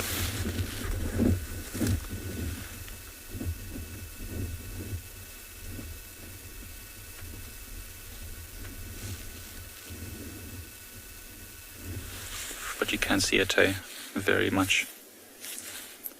Right, so Lagatha has arrived back at the carcass. How spectacular to see our young female doing incredibly well. She's caught herself a male impala and she's busy feeding on it. Right now she's finished most of it, as I mentioned before. She's very, very full and very fat, but she's doing excellently. And there's a male lion somewhere in the distance calling. So we're just hoping that she's able to finish this off before anything steals it, but you can see she's very alert. She knows that there's other predators about. There's obviously plenty of hyenas, there's lions around, but nothing yet. I think she's just being cautious. Remember, we're also sitting quite close to her, so we're trying to stay as still as possible so she doesn't become alarmed by us being close by. She was looking at us earlier, but she seems to have gotten used to it now, and she's just finishing it off. There's not much left, but when you're a solitary female and you're hunting for yourself and you've got no one, fighting your corner with you, you do have to be very alert. I'm actually going to sit quietly now. I don't want our voice to be disturbing her in any way.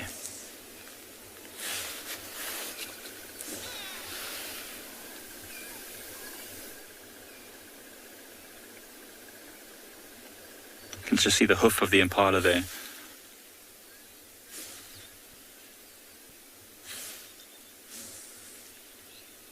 So spitting out a little piece there.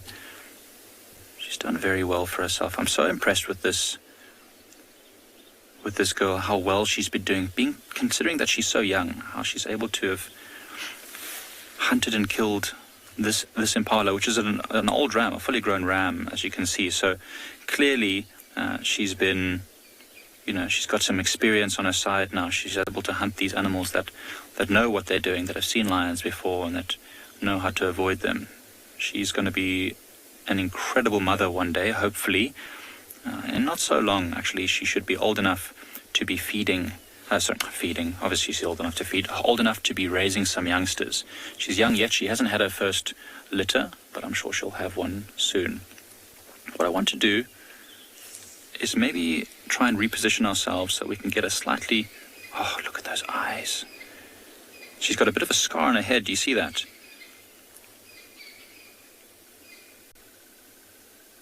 I'm going to try and reposition us to see soon if we can get a slightly different view of this lioness. Because we're in a bit of an awkward position now.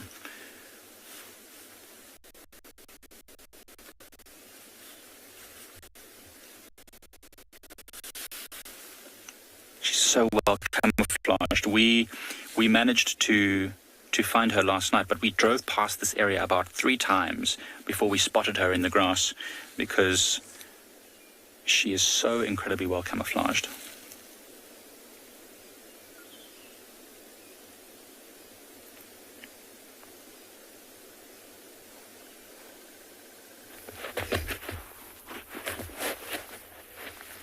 Beautiful red-crested coron tucked away in the undergrowth. Ooh, roughening up its feathers.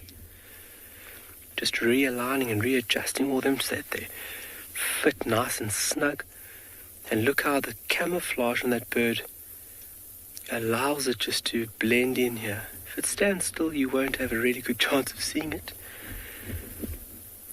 And it's fairly close. It's maybe about 10 meters from the vehicle. And Glenn and myself think we might have a potential site from which a male would be displaying from. So later this afternoon, I think it would be better of a chance for us to maybe catch this bird in full display.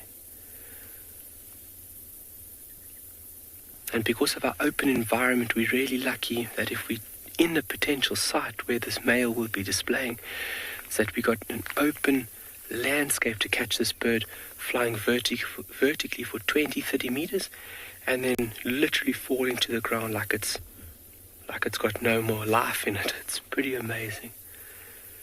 But it's slow movements. You can see how slowly and how cautiously it moves through this undergrowth. So eliminating detection, but also so that it can have a chance to strike onto a potential prey item.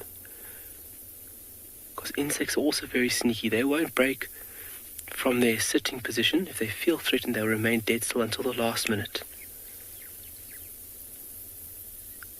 Sneaky coron.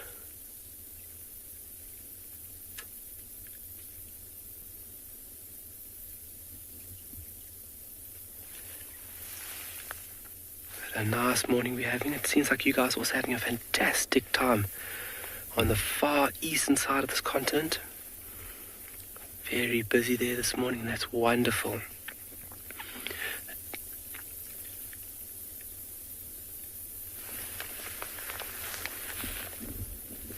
Sorry, FC, you're going to have to go with that question again. There was a bit of breakup. Could you re-go with the question, please? So this guy would be by himself over here.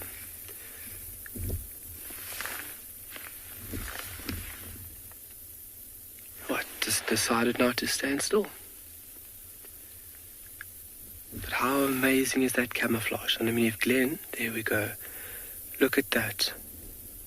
If you didn't know the bird was there, that is a very efficient form of camouflage. And those are disruptive markings really enable this bird to blend in. Large eyes set on the side of the head as well. And that's a very efficient tool to watch out for predators. Your scope on the side of you is a lot bigger to pick up on threats. Alright, so I think what we need is we're going to leave this chap and we're going to meander a little bit further west to see if we can find anything else. We'll leave this guy resting in the bush. Thank you, Mr. Koran, or Mrs. Koran. It's actually a Mr. Koran. But we're in a really beautiful area of Tswalu now. Larger trees, so hopefully we get a bit more bird life. And it's also perfect habitat for all those small animals that we are looking for. It is a challenge, and as guides we love challenges.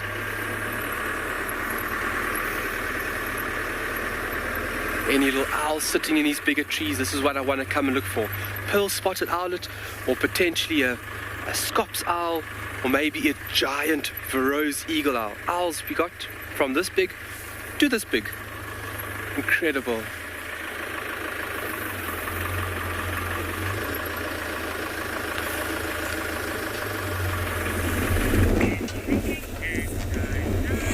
Well done, Carl, with your bird life. Welcome back. Here we are, and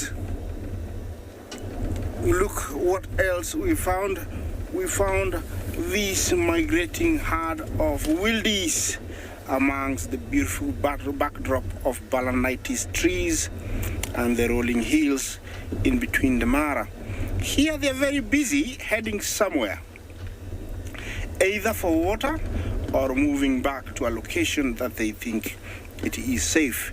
It is normal behavior for grazers to move in the evening to a safer area, so they think, and then go back to a grazing area in the morning. With the wildebeest, they could be migrating, and over here seems to be the crossing point or the area where they really want to pass, and so everybody is very busy trying to come to that section and then form a line after that. The young ones, the really young one there you see, were born early this year, and so they've made it up here, the fast migration. Usually while in the plains they could get separated if spooked by hyenas, leopards or lions. Sometimes they get separated. It's another nature's way of winning young ones. This is the white-bearded gnu, an animal that does very well. Every year about 300 to 400,000 are born in southern Serengeti. Here you can tell they're on the move. When they move, they form one continuous line that can stretch for up to 3 miles. Here it goes a very long way. I don't know how far. Look at their white beards. I hope you can see that. They really stand out now with the light.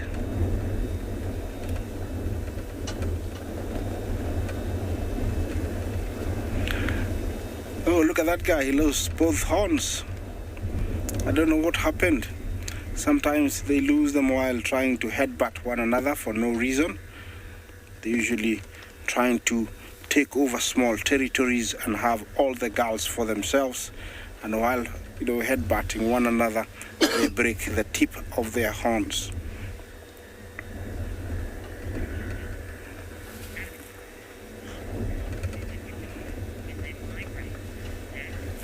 Zach, you want to know how far they go when they migrate? Well, it is a very long journey. It's around 500 kilometers. Yeah, return trip, 500 kilometers. It's a very, very, very long walk. It takes them about almost, 6 months to get up here in the Mara and to get down to the Serengeti, another 6 months. So it's a very, very long walk. What you see here is very typical of this animal. It's a migrating animal, always on the move, and here they're actually showing us how they do it. This is how beautiful it is. I hope you appreciate this. It is live. It's from the Masai Mara. Continue talking to us. Comments, questions are really, really welcome. This is amazing, guys. Yes. I'm gonna stay here for a little bit and see how far the line goes, because it stretches quite a long way. Every now and then does stop and then starts again. And let's find what's happening in another live location.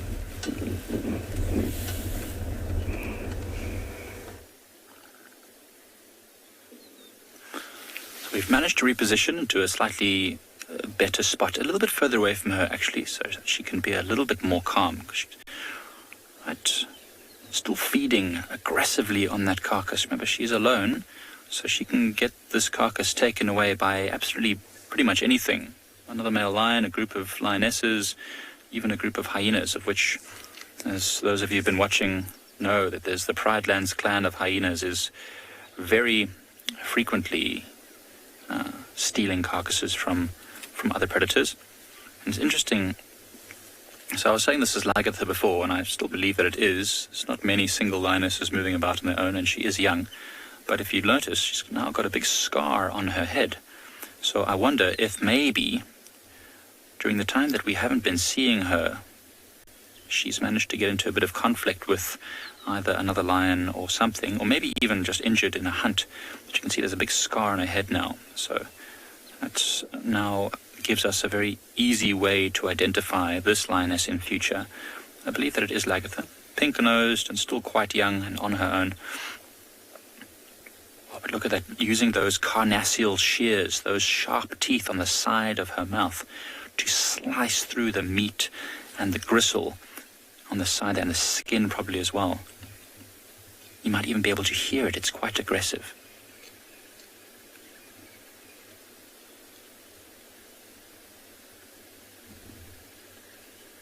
I'm not sure if you can hear it. She's stopped now, but you can really see she's using all of the tools in her mouth. She's using the carnassial shears to slice. She's using the incisors there just to pull at the meat to separate it from the bone and then slice. Of course, the canine teeth. See, she stops every now and again to listen.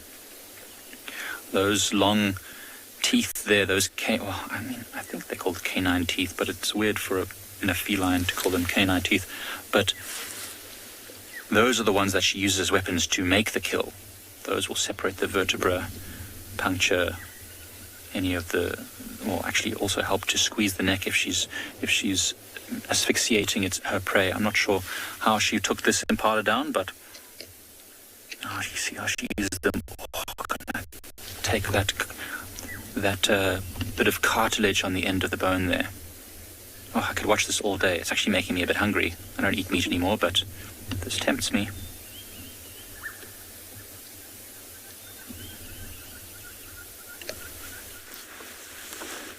From the lioness to a lion pair here, seems like this guy is mating two lionesses. We just happened to witness one of the lionesses that just left, went into the bushes. So this guy is actually mating two females at the same time. It's just going to take a little while, but I'm sure he might go for it soon. This is so interesting to see. The last time I saw one lion going mating with two lionesses was about 2 years ago, but it's not unusual to see. It happens. It's super interesting. The one common thing that we've always encountered and always see is one lioness mating two males. This is also a way of the lioness ensuring security for cubs after they are born.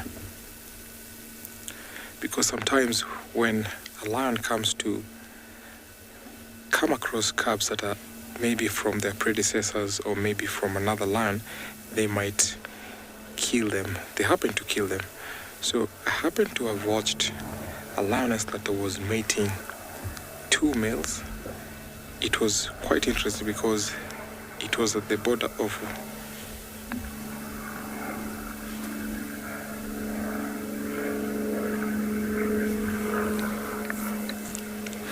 wildlife lover. The lionesses, when they come into estrus, they come to a mating. So they don't always hunt when they're in estrus or when they are mating. So they'll stay for about 3 to 4 days without eating. See how these guys are grooming each other. So we're going for it again.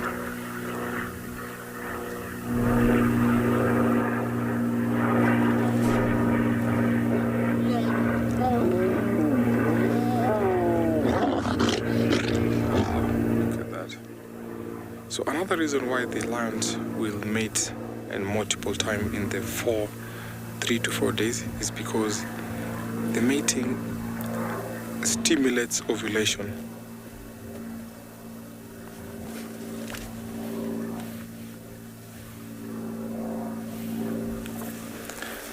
So as we wait and watch these lionesses and this male mating, we'll take you over to another safari vehicle.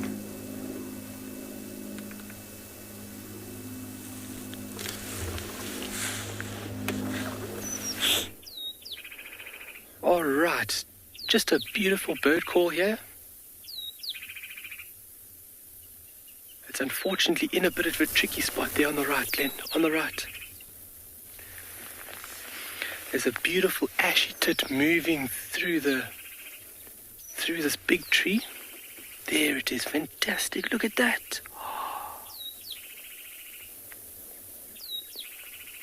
What an amazing display. This is an ashy tit. And this is a little bit of a display going on here. You can see the vigorous body movement and constant calling. Wow, fantastic. So this is a big mesquite tree, and what got our attention first here was the characteristic call of a pearl-spotted owlet. And this bird is somewhere in this tree. It just moved. Well done, Glenn. Yo. So can you just go a little bit more to the left, Glenn?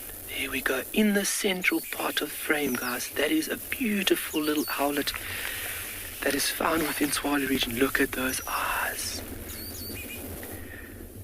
This bird is only 19 odd centimeters. So a fairly small owl in comparison to like larger species which we get here, which would be referred to as a giant eagle owl. But amazing little owl to see. And I think those ashy tits are angry because they see the owl. The owl is a predator. So if birds locate on predators, they would display and perform behavior known as mobbing. Fantastic! Lava. Yes! What a striking patterned little bird, and very, very active. It's one of my favorite birds, the ashy tit here on Tswalu. But this little guy led us to him via his call. He's got a very distinctive single note whistle. Oops, a little bit too loud. They will respond. They are super aggressive if they find another owlet in the area. And look at those little talons. Those talons designed to grasp and hold on to tiny little prey items, little birds, rodents. That's what this little bird will be going after, and what a beautiful sight. So if you folks look at the eyes are yellow. The iris itself is yellow. If the bird swivels its head, you're going to see these beautiful two black dots referred to as false eyes. So if it turns its head, maybe you'll get a little glimpse. But what a fantastic sight. We have been searching. Oh, no, not at the right position. And the wind, you can see how it's blowing up his feathers. Gorgeous. So throughout the day, these birds will find little resting spots amongst of larger trees like this, where it feels comfortable, and for the majority of the day it will remain inactive, just sitting and resting. But those are some large claws for such a small bird. I mean, if you take a look there, those must be at least 3 centimeters long. Those are large little claws for a tiny bird. A large little claws. Listen to me, contradicting myself. But quite a ferocious little predator. If you're a small bird and a rodent, you wouldn't want this guy around. Very agile little flyer. What amazing.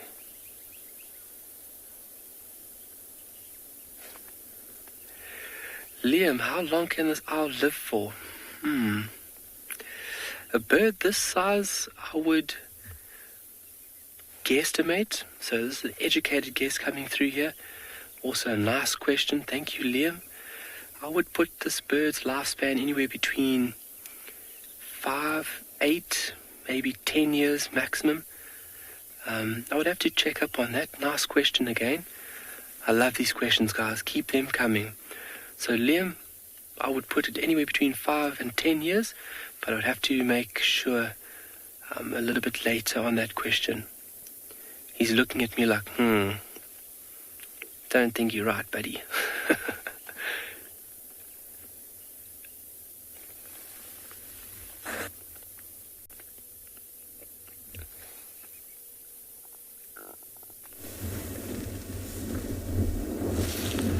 Our second lioness has come to join the mating pair. And yes, this is happening. It's happening here live. We have this lion that is mating 2 lionesses. How interesting is this? Now, sometimes because of security reason and how big these males are, they will lie, or out in the wild, female species prefer stronger males for a stronger gene.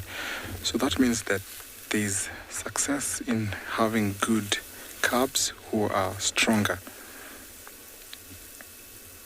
So the females are receptive for males up to 2 or 3 days, which is during this time the pair can mate up to 20 to 30 times. I reckon maybe about 50 times in a 24-hour day.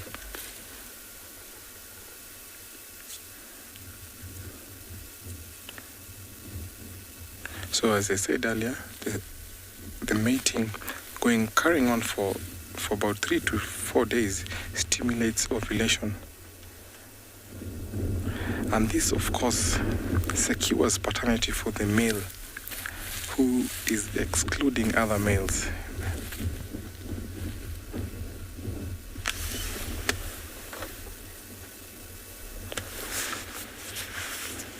Jamie Lee, a 9-year-old, thank you so much for your question and welcome to the show. I hope you're enjoying this. So, lions give birth to 3 cubs. So that is the litter. So a litter consists of about 3 lions. Sometimes we can see them having about 4 cubs. But generally, lions will give birth to 3 cubs. Leopards will give to 2. Cheetahs will give up to 6. Sometimes we always encounter leopards with 1 cub, but generally lions go for 3 cubs. So the second lioness has joined in. This lion is going to be super tired. So that tells you he is strong. Did you hear that growl? Wow.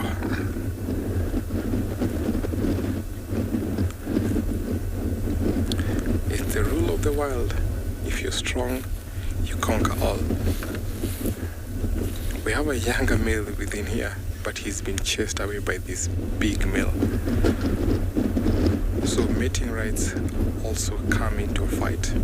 The stronger one, or the one that is hierarchy, is upper than the others.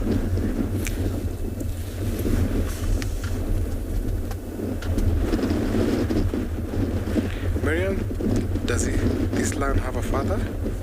Yes, I'm sure he has a father, but he passed on. I can't really tell you right now, but I'll research Marian and then I'll let you know. The brother is not within here, so he's not close to here. I can't remember the name of his brother, but yes, he has a brother.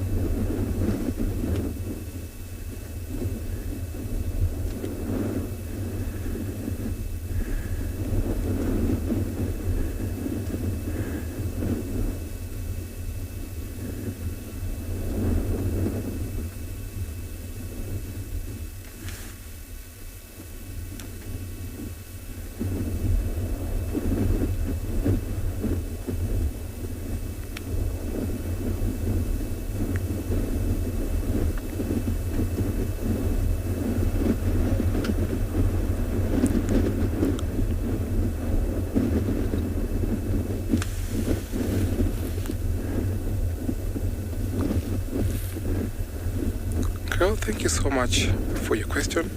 So when lionesses are in a mating, so there's a certain bone that is on the male's penis. So when he's about to eject from the female's vulva, it actually widens up and actually becomes a little bit painful when he's ejecting it off. So that is why the lioness growls, because it is kind of painful, and that is the reason why she growls just towards when he's about to eject his penis.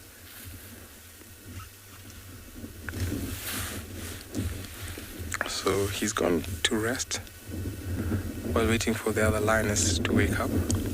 So these lionesses are from the Olololo pride. You can tell by the one that has the collar. Orlashe, I'm suspecting that is Orlashe, who is the dominant male for this pride.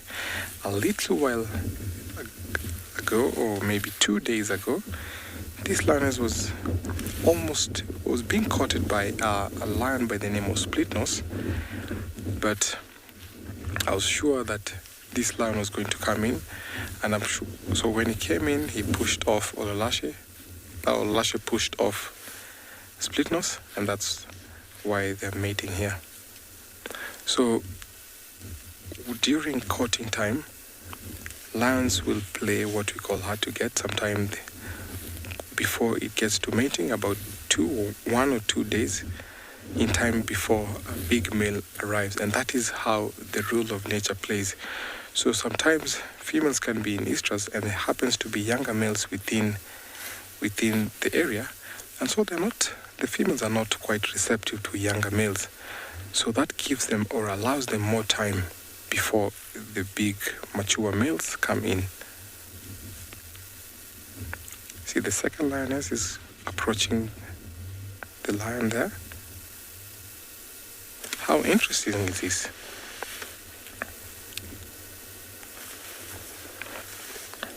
It's a super interaction here. We don't always see this.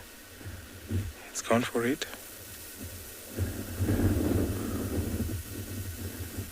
How interesting is this? But as soon as that lioness tries to go away, he has to follow and keep her waiting.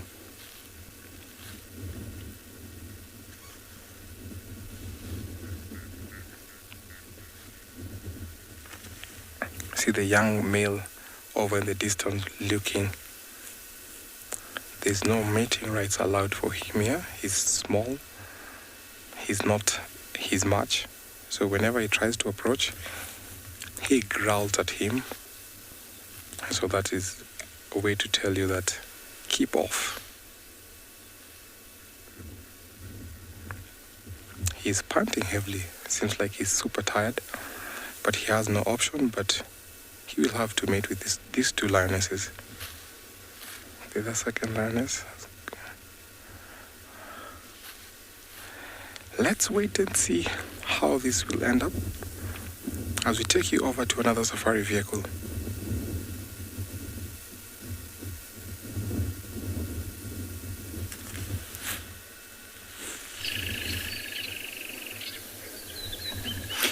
So we decided to just stay a little bit longer with Lagatha, just to see if there is any action that happens here with her curiosity about this other line or anything. And so far, still very quiet. As you can see, even on this cold day, she's panting heavily because, of course, she can't sweat like we can, and she's got a lot of meat digesting in her belly right now. She's eaten this whole impala all by herself. So she's very making the most of the opportunity whilst it's here to get all of this meat before it gets stolen. And she'll probably stick around in this area for a little while now. There's no need to move far. There's plenty, so she's probably not going to go far, and she'll stay right around here. We're going to go and investigate the other side of these clearings and stuff, just to see if that male lion that was calling earlier is maybe in the area, maybe drawn in if there was hyena activity around here.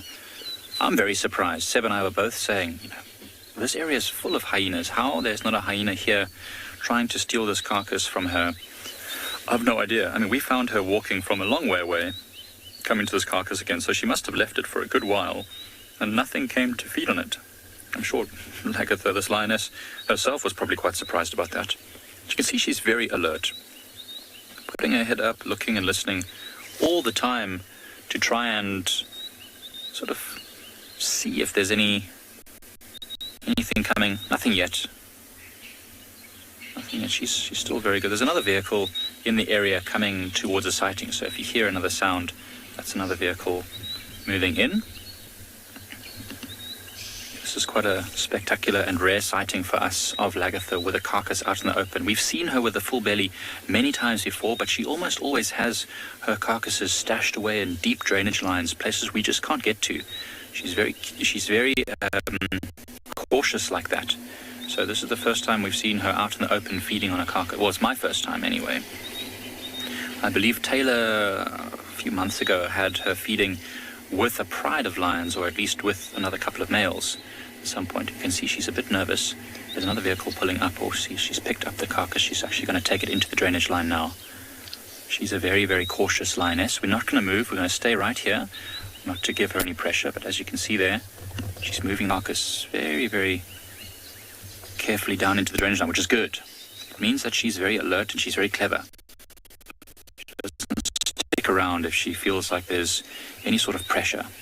So she's moving into the drainage line where she can feel a little bit more safe, which is excellent.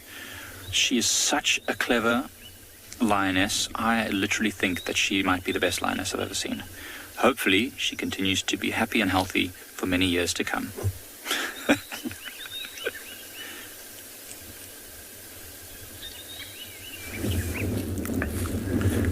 I think that clever lioness is super interesting also. But watching this guy mate two lionesses is also another super interactive morning here. Look at him, he's just watching her as she's sleeping. But as soon as he mates with her, the second lioness with the collar comes in to approach, and he mates again with her. It will be super nice to see if this will carry on for the 4 days, or maybe another big male will come in to join, which will be also another interesting sighting to see. But being this big male around this area, I'm sure he's going to get tired, but he has no option but to mate with them. Of course, this is the same gene pool that is extending, so him being the dominant male in this pride, so that is, he has no option but to mate with them. And also they prefer him because he's from the pride, he's been protecting them, and I'm sure they're all happy mating him. Look at the second lioness there. Remember, this is coming into you live, hashtag Wild Earth. For the young viewers, kids question at Wild Earth TV, and the YouTube comment section at FC. Look at the second lioness has come in, the one with the Cora. Oh, are you not happy?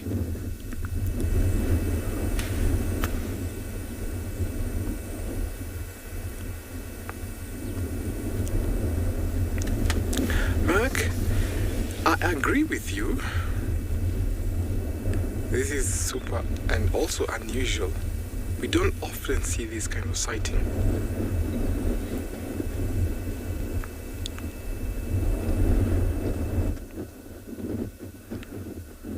I'm sure it's been documented, but we are coming to you live now, happening in the Masai Mara, which is super nice to see.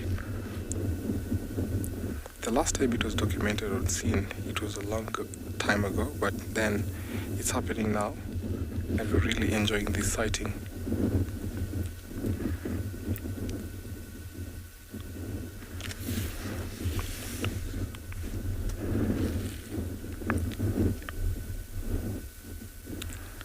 I think the first lioness came into estrus early, before the one with the collar, but it will take time before the other one with the collar gets into full estrus season. But you can see her, how she walks to the male, and then him gets to mate with her. She's the one who initiates the mating, actually. It's vice versa. You can see the lioness with the collar walking towards the male. She's the one that is initiating the mate, while this lion is walking towards the second lioness to initiate the mate. So this is kind of interesting interaction. See, they're all so yes, it's super interesting. They're all up, so it's him to decide on who to go to. This is super interesting. But it's funny because he's the one who is initiating to mate with this lioness, and he's not even caring much more because the other lioness with the collar is the one that is initiating. So he knows that definitely she'll come to him, so he has to watch and keep this on his close quarters because he has to initiate it. How interesting is this? What a clever lion. Look at the mane when the wind is blowing over. Super handsome male.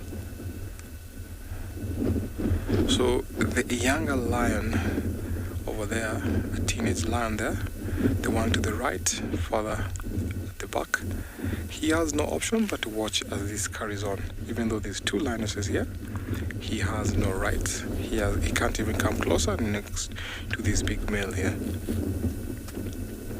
Poor boy. I'm sure when he gets to your town, maybe when you're about 4 years old, 5 years old, you'll get to mate and make your own pride.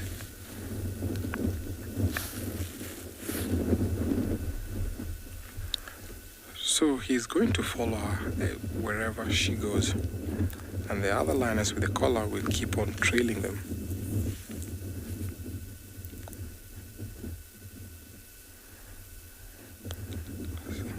He has to rest while watching her.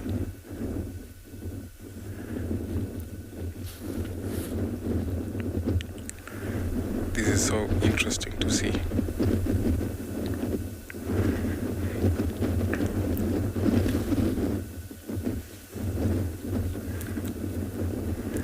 Remember, we're coming to you live, #Wild Earth, YouTube comment section at FC, young viewers, kids question at wildearth.tv.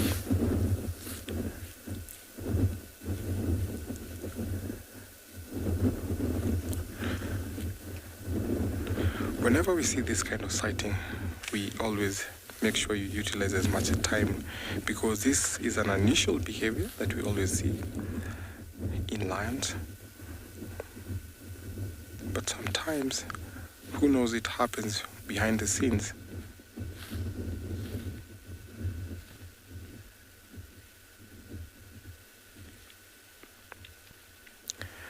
Thank you so much for your question. How big do male lions get? A big mature male lion can get up to about 300 kilos. That is how big they can get. But on average, they go up to about 200 to 250 kilos. He seems like a healthy male, but by the end of this mating season, he'll be worn out and he has to find some food. I wonder how much he'll get to eat after this mating season, mating with the two lionesses. See, as soon as she wakes up to walk, he growls at her, letting her know, you don't need to go anywhere.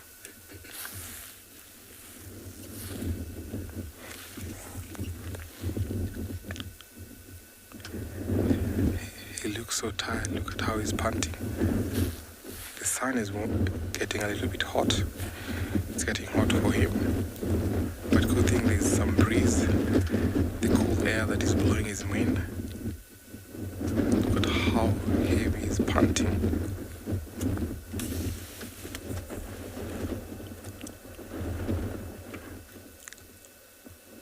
So this Tswalu pride has about more than 17 lions, and he's the prime male of this entire pride. How lucky is he to have made two lionesses at the same time?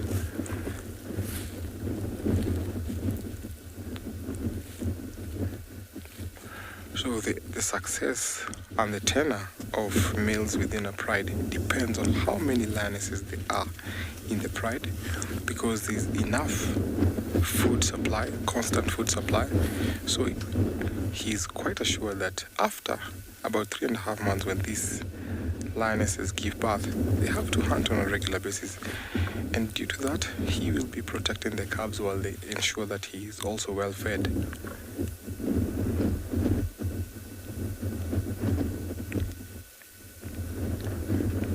I wonder what the two other lions in the background are thinking. Could be they're thinking, oh boy, you are strong.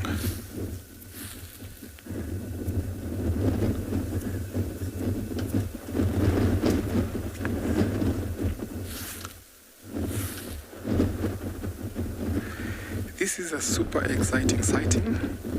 I'm going to sit here while we send you over to another safari vehicle.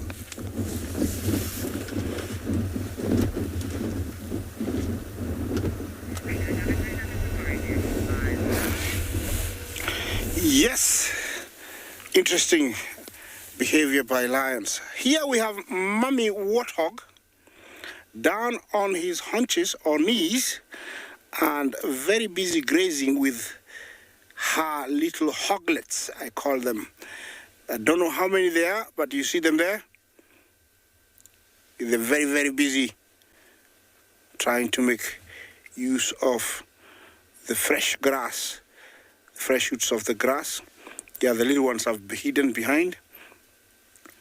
Usually they have a very short neck, so to get in contact with the shortest grass, they have to go down on their haunches. Sometimes they have up to 8 young ones. Here I see 2. I don't know how many more we have. To the left there we have greyback shrike. It's in the family of the butcherbirds. I think he's hunting from one patch. Yeah, that mom has got 2 only. That's what I see. Oh, there's one other adult to the left. I'm going to position slightly. Okay.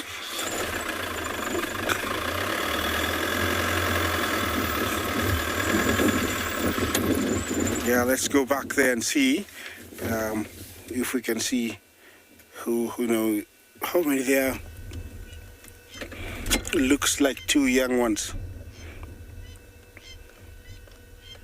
Yeah, although they're down like that, they're very alert. You'll see that the mothers will put the heads up every now and then to make sure that there's no predators approaching, because the young ones are very liked and loved by all predators, from hyena, lion, leopard, cheetah. They would actually snack on them. And I think warthogs are one of the most, delicious meats here, because when lions, leopards eat them, they look like they're really, really enjoying. Yeah, let's see what's happening there. Mother's trying to get close to the little guys. Sometimes she feels like, she doesn't want that area, and then she moves on.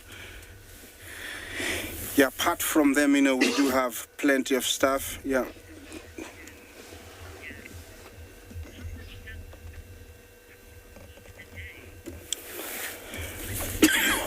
Excuse me. Donovan Jambo, we say that is hello in Swahili from Kenya. We want to find out how much a warthog eats in a day. Well, it's not indicated, but according to me, I think it can eat about 3 to 4 kilos of grass a day. Yes, about 3 to 4 kilos. They're also omnivores. They have been observed eating old carcasses and bones to obtain calcium, very much like our domestic pigs. Here are a few of wildebeest, and these ones, they look like they're very seriously grazing, but there is a few that are breaking off from the grazing line and are walking away. And it is actually a very long line that stretches from where you see by the picture Bungay will share with you. They cross the track and then they head to my right and gets thicker there and thicker and thicker. Remember that I haven't shown you, one wildebeest twice. Note that. It is always been different every time. And these guys have decided to congregate here. The grass maybe tastes better. And so they're sticking and being very, very busy here. Also in a distance, you can see that we have a very long line of wildebeest. Do you see it? Yeah, a very long line. That one is a very confused one because I don't know if I would say so. I would say that because it's heading back towards the Serengeti, the horizon, and back there maybe another 12 miles you are in Tanzania. But where I am, these ones are very deep in Kenya. Look at the colors, they're so beautiful. So many of them. I hope you're enjoying this, guys. Continue talking to us. Hashtag Wild Earth. Yeah, tell a friend, to watch this on YouTube.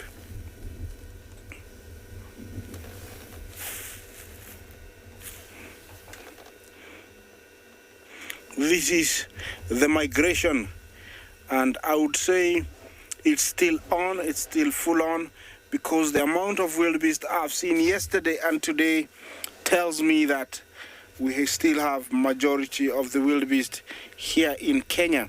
They are supposed to be in the Serengeti, that's what we say, but the wildebeest never read the books.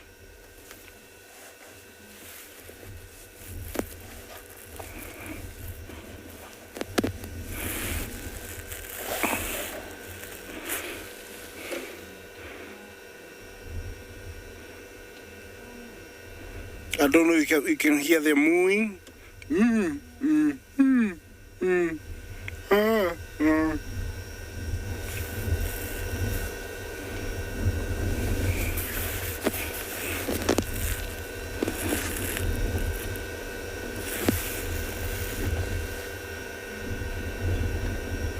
They're very, very busy grazing on the grass. It's fresh. Or it's soft because it has had some rain in the last few weeks, so they're really enjoying it.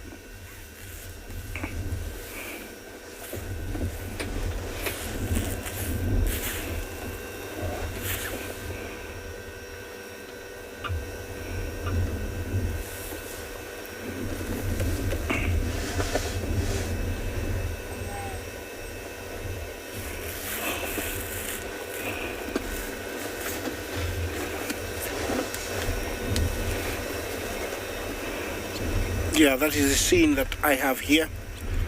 The long line of wildebeest, quite a long way. Yes, it's a long way they have to go. And also the wind is a disadvantage, so we don't hear the sound as well. But this is a great sight, guys. I hope you're having fun. It's really great. It's beautiful.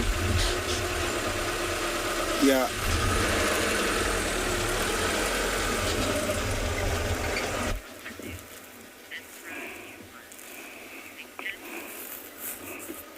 Lincoln Jumbo, you want to know if wildebeest ever drop their horns? No, they never. Yeah, antlers are dropped, and I'm sure you're trying to differentiate between your antelopes maybe in the States and what we have here in Africa. Here they don't drop horns unless they break them. I'm gonna move on, and while I do that, let's see what is happening on another live safari vehicle.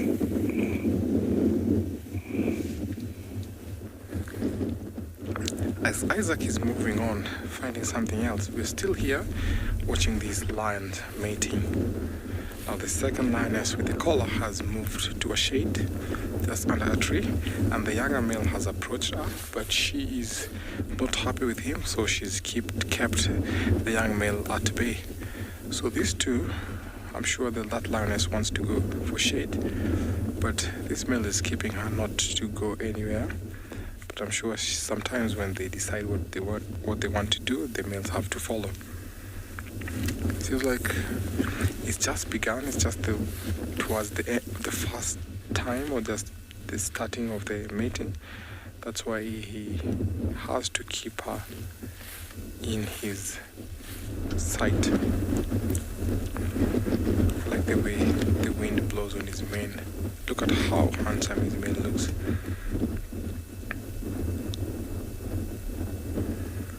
A little scratch and a little clean up there. You can see how her tongue is super pink. Those tongues come in handy when the lions are cleaning and grooming each other. He's still not mindful of the other lioness, because this one is the one that she's playing hard to get. So he's going to be with her until she decides wherever to go. Look at what's just gonna happen. If she wakes up, he wakes up to follow. See how big the lions are big. He's actually covered whenever they're walking. She's lying down in the grass. It's not that too hot for them, so at least this can still happen here in the open. But soon, as it warms up, they'll have to go for some shade.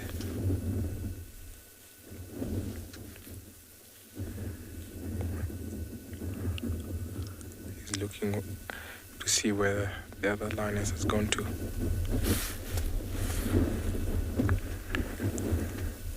So when he's sure that she's going to rest there for a little while, he will also lay down.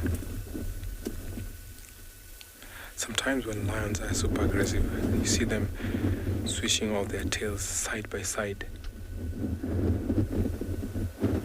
And that lioness is showing a little bit of an aggressive display, but she's still going to mate with him.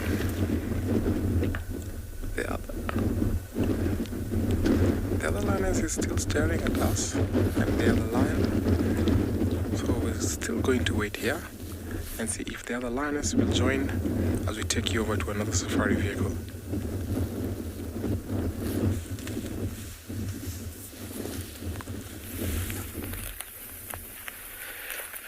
Good luck, Tim. I hope something materialized that side from the little pearl-spotted outlet that we had, which was very entertaining with those ashy tits. Obviously, that behavior was directed to that little ferocious predator. But on our way up here, a smell got myself and Glenn, and I thought it was a carcass. It was actually baboon poo. Oh, it stinks. I thought it was actually the stomach content of an animal. And upon coming up here, we saw this, and we thought, what are the chances that this will come off from this? And just to relate back to what we've been looking at and what we've been talking about, look at this. Look at that. So that's the actual bone structure, skull, and then the bone structure up here that this would be covering. So a nice example. And like I said, that kudu is also just as complex, it being twisted and this bone following that beautiful corkscrew-like pattern. But really remarkable to see. And you can see it is true bone. So if this had to break off, we're speaking about nerves and the feeling, the sensation within this over here. So up here, it wouldn't have much feeling. If this had to break, that'd be fine. But definitely down in this part of here, there are definitely nerves and blood vessels. So if it had to break off at that point, it's going to be a little bit ana. We use the term ana in South Africa, meaning sore. It's normally with little kids that we use the terminology, ana. But really nice to see this extension of the skull and that horn continue and this keratin sheath growing over it and protecting it. When it comes to bones, folks, it's always very, very important that, especially being on safari with your young kids and that, things like this, you should always just practice caution with. Anything lying around here, you should just be wary. Rather view it instead of touching it and playing with it, because there is bacteria and there's funny little things that occur through the continent of Africa. There's a few nasty little things. So when it comes to bones and that, rather just appreciate it from a distance, just to ensure safety.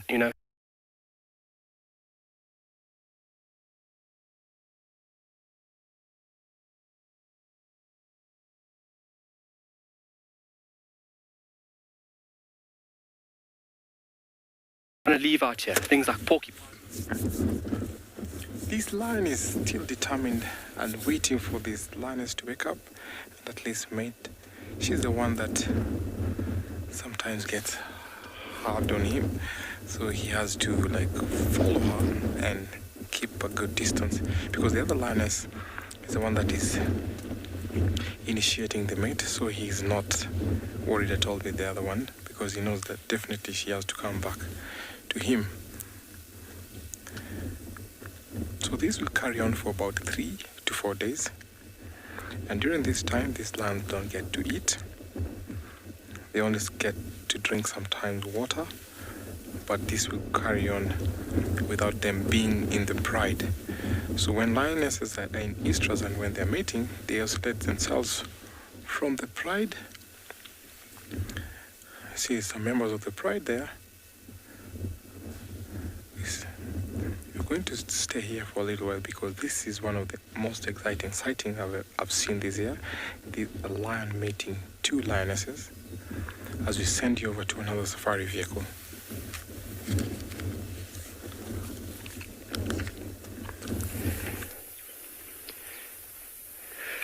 So when it comes to items like this, just caution should always be taken. And then things like this should be left behind. We always want to take porcupine quills and skulls and that type of stuff.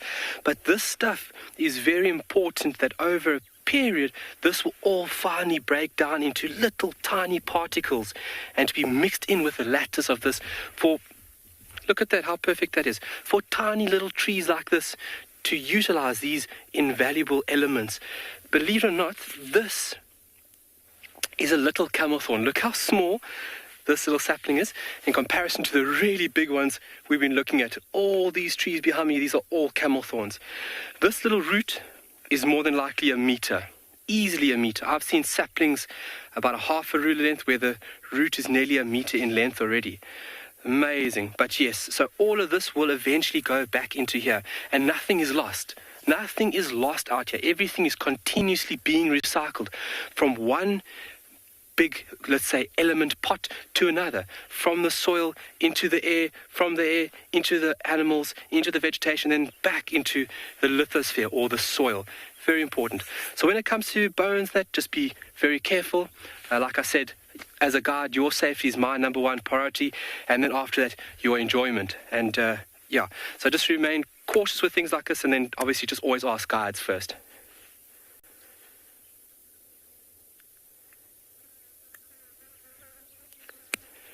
Yes, Woodstock, difference between the horn and antler, very nice example, great.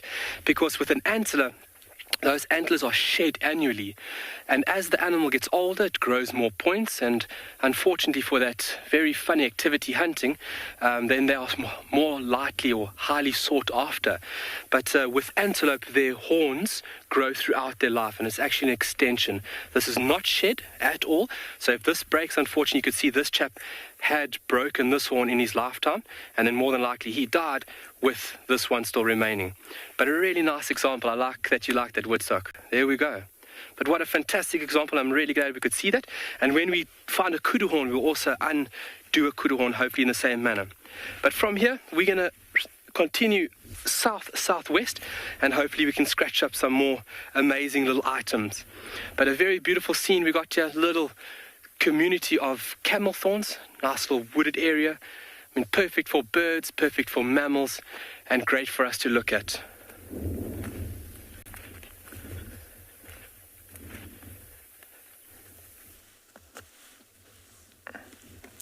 As Carl is going over to find something else to see, we're still here waiting for these lions to see what they're going to do, if the other lioness will come to join or not. The lioness with the collar has gone to rest at a shady tree there, while these two are still in the open. She's the one that is actually quite aggressive towards him, so he's keeping a close distance that they're walking. This is not unusual to see the lionesses being a little bit of an aggressive display towards the male. Like I said, this pride is coming from the Ololo pride. The male here, his name is Ololashi. He's a dominant male within this pride. And yes, it's come to this point where they've come to the mating season. Lionesses, as we talked about earlier, come into estrus once every 2 years after successful winning their cub. What happens if cubs are killed before maturity or before winning?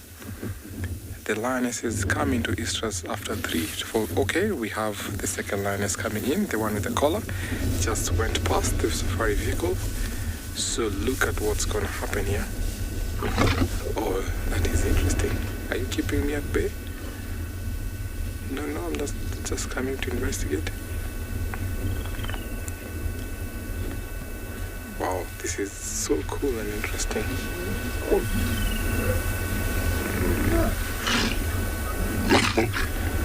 The target position. 2 sisters meeting, 1 male. Super interesting.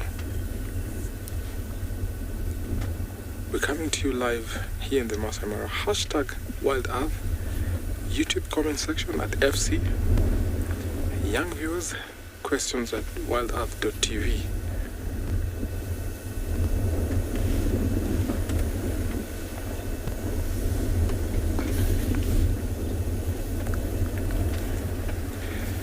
Thank you so much for the question. So the growling gestures are sometimes a soft aggressive display which suggests that keep off, move off, or maybe when a lion doesn't want to be disturbed. I've seen that most of the time happen when cubs are playful to the male lion. Sometimes they growl. So those are some of the, it's just what we call an aggressive display when they growl.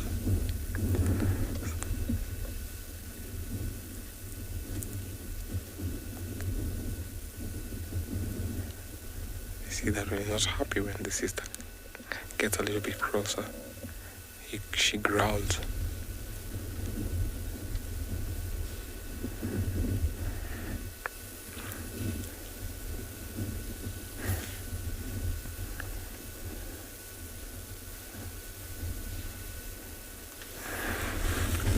So when these 2 lionesses give birth, if they're successful, then one of them sometime will be left at the den to watch over as a nanny, while the other goes to find food. Or sometimes these 2 lions might walk out to go and find food.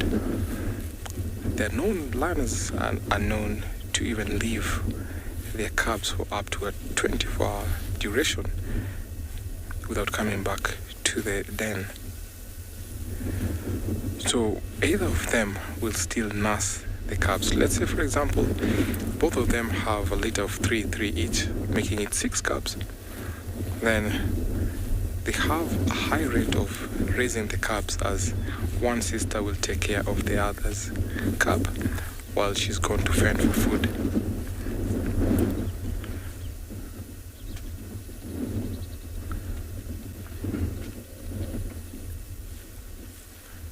Oh, she's decided to walk off.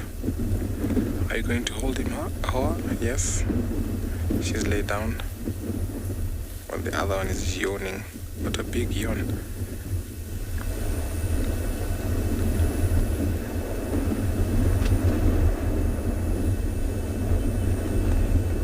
So he's making sure that both of them are lying down. How interesting is this?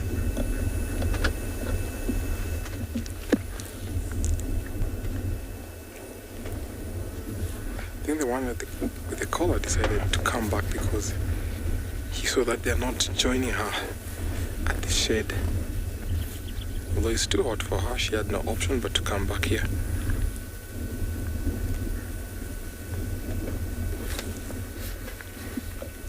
Like they say, the lion is the king of the jungle, and indeed, he is the king.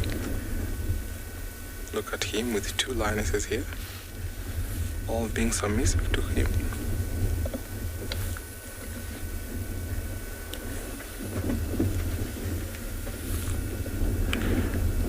I'm sure by the time this one ends, he will be super exhausted.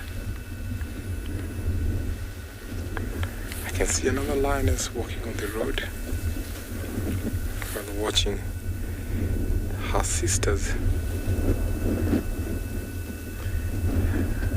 It's too hot for her, so she's going to look for shade.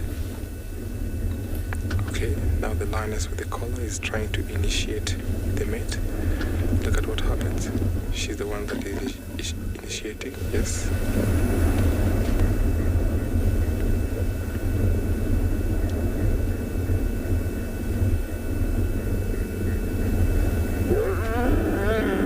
That's what's going to happen. Yes, that's what I was talking about.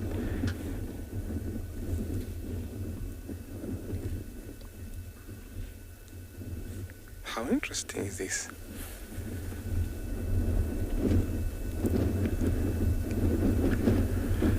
I tell you, I've had so many sightings in my guiding career, and this is going to top the list of my sighting.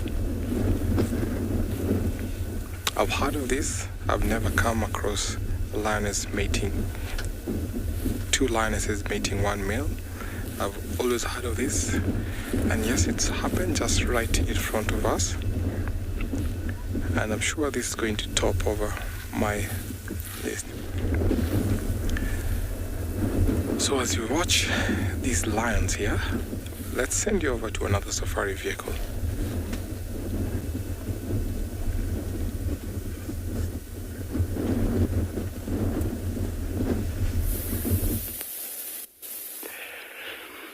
Alright, things are a little bit slower here on this side, but the varying topography of Tswalu is something that is constantly stimulating.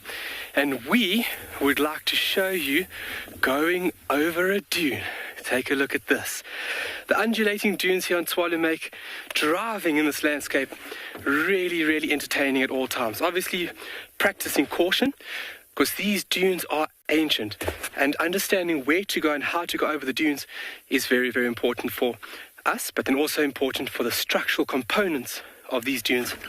So, if you guys are ready, hold on. Glenn, you holding on? All right, here we go. Everybody, ready?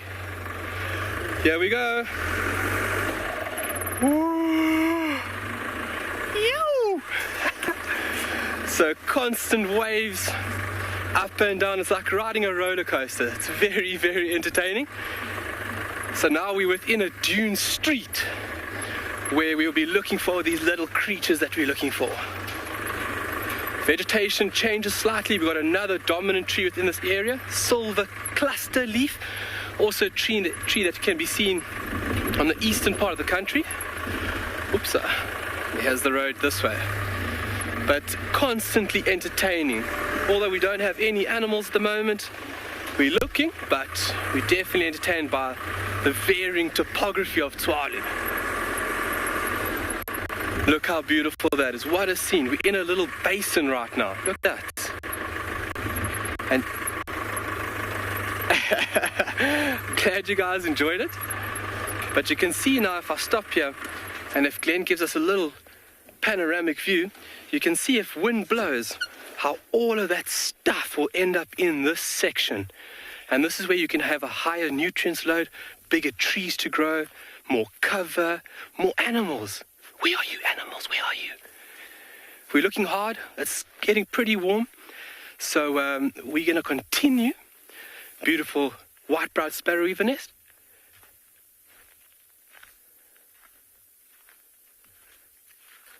Beautiful bird. Ooh, how many endemic birds are in Tswalu? I would have to look over the species list for you. Nice question again. I like these questions. It makes me a better guide. It makes me understand and appreciate how lucky I really am. Not that I don't, but questions like that definitely stimulate the mind and make you even more aware of the importance of understanding diversity and how lucky we are. So how many birds are endemic to Tswalu? They won't specifically be endemic to Tswalu, but the Northern Cape, let's say it at that. There'll be a few birds that are found within this interior of South Africa, but being endemic specifically to Tswalu, highly unlikely. Some birds within the area. What is that bird over there for us, Glenn? On the thin branch next to the beautiful silver cluster leaf. Glenn punching in for us. Oh, there he goes. Oh, it's a little Miracle flycatcher. Let's see where he lands. And here he lands here, Glenn. A little camothorn that's in flower. And I see a nice white chest being displayed. So great question. How many birds will be endemic in this area? I would have to look through the species list and make sure for you. And that'll be great for me. Yes, a little Miracle flycatcher. Beautiful.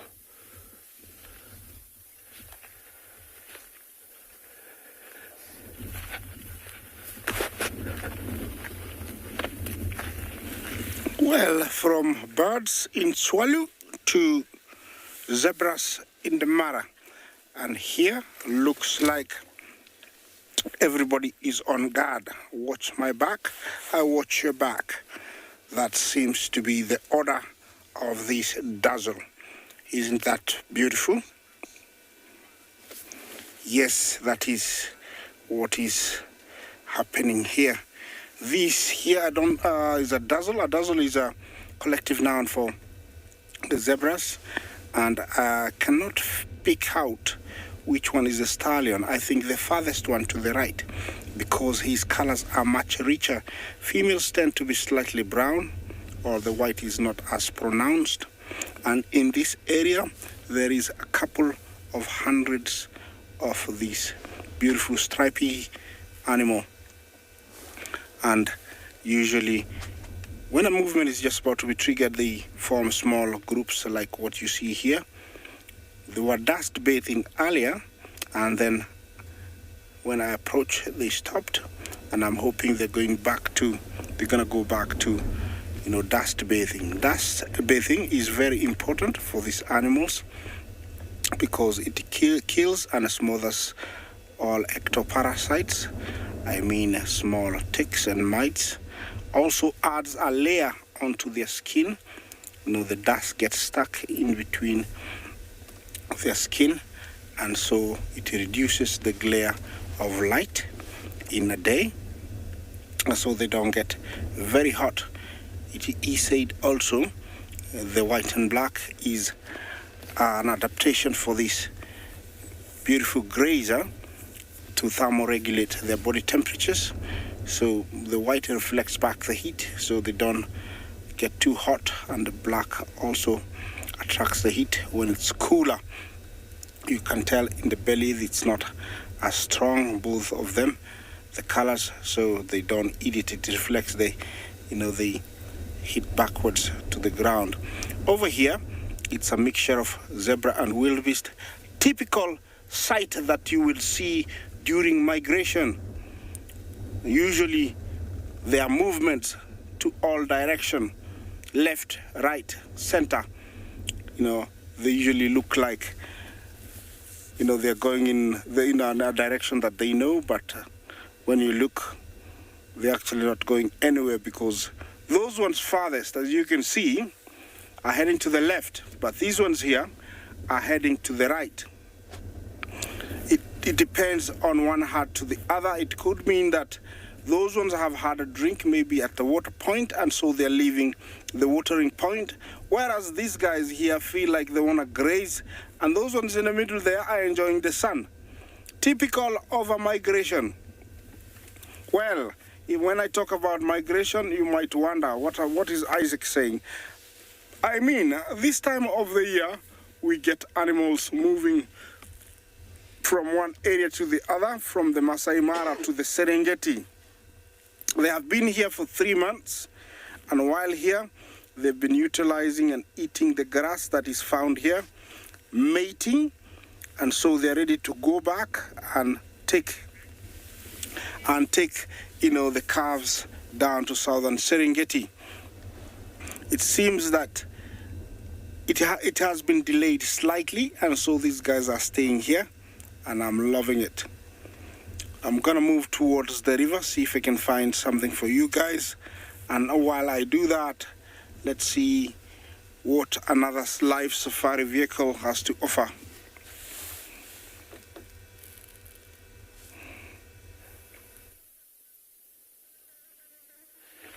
Always a treat to see a bird with bright colors, especially when the patterns are so defined, such as this beautiful bird. It's gonna come in if you come. Oh, there we go. Beautiful crimson-breasted shrike. And what a beautiful color scheme that this bird has. On the back section, totally black. It's got a black cap. Whoop.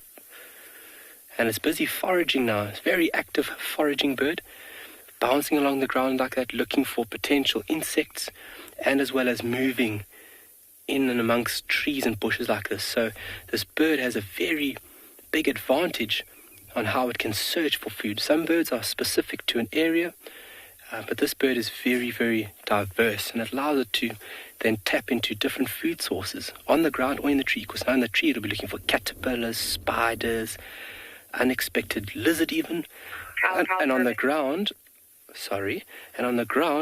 more terrestrial based insects. Whoops.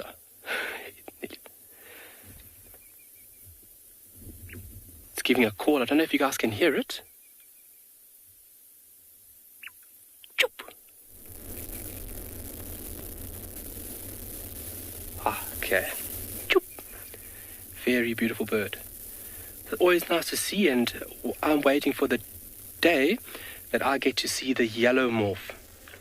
Color morphs in birds is quite a prominent thing, especially through certain species where you get a variation within the color scheme of the birds.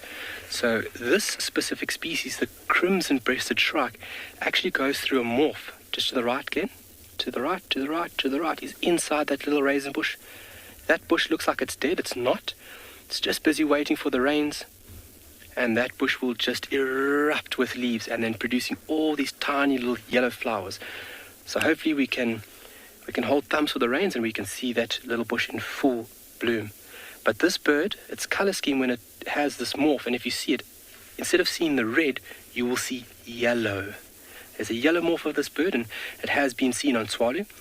You get a few of them over here, occurring over here every now and then a little bit more to the northeast of us. Fantastic. What a great sighting. Okay, let's amazing in this landscape as well. Different color scheme, and it just makes that bird really pop. So we're going to continue through these beautiful silver cluster leaves. You can see the way they grow, the way the branches come out. Tiny little paddle-like leaves right now. They're all dead, but waiting for the rain.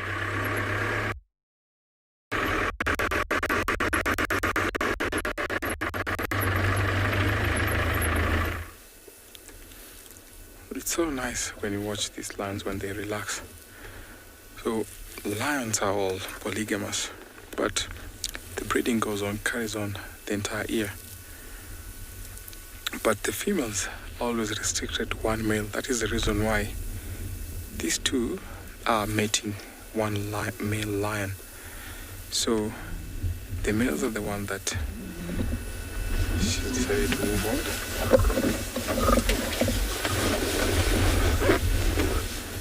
So I'm going to just follow them slowly to see where they're going. But I was saying the females are always restricted to one male, or two or three males, depending on the prime males or the pride males that are in the territory. So these males can wander off from one territory to another, but when the lionesses walk out from their territory to another territory, then there's always a big fight that comes in.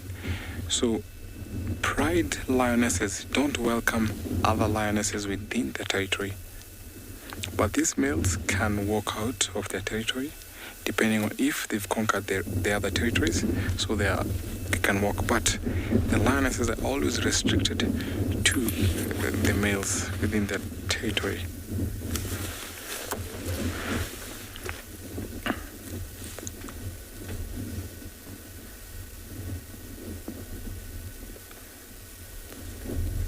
So let's say if these lionesses become pregnant and they're able to give birth, but it's reckoned about the cub mortality is super high in this ecosystem, reckoned about to 86% in the Mara Serengeti ecosystem. But the survival rate improves after the age of about 2.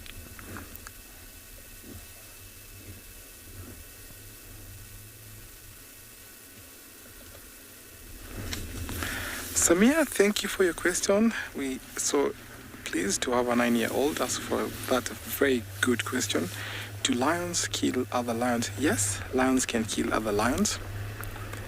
So, for example, if a lion walks into another pride territory, the lions can mob that intruder.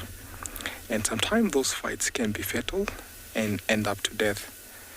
So if these two lionesses give birth to cubs and another lion comes and conquers or takes over this territory, he will definitely kill the cubs to wipe out the gene. Yes, Samir, lions can kill other lions. So I was saying the mortality rate when the cubs are young is super high. I reckon about 86% in this ecosystem. So the bigger the pride, the more chances of survival. But it depends if the pride males are not within and then the females are conquered by another male, then the cubs end up being killed. But at the age of 2, their success rate is super high because those lions can be able to fend for themselves and at least outrun predators.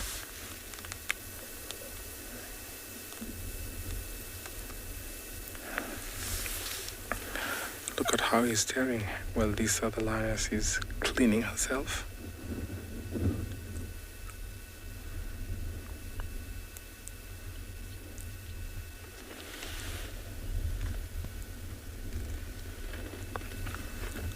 She wants to go to shade, but he keeps on holding her.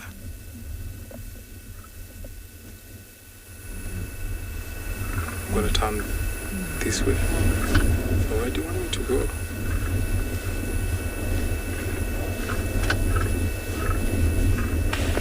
You can hear the male growling there. Like, no, you need to follow my direction.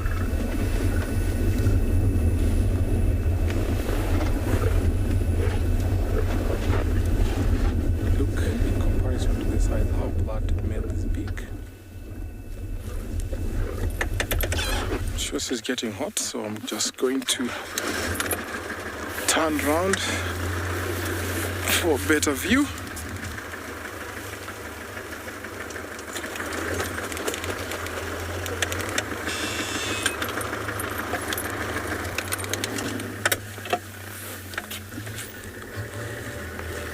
She wants to go for a little rest, but he's not happy with her going any further.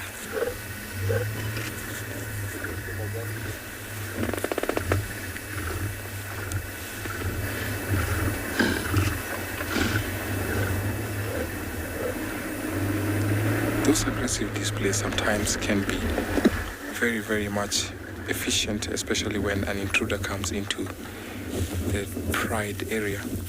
I've seen severally when lionesses have attacked big males like him. So they gang up, mob, and then attack in a coordinated attack. So a while ago I saw these lionesses together with the one with the collar chase off an intruder who had come into their territory. His name is Splitnose. They happened to chase him.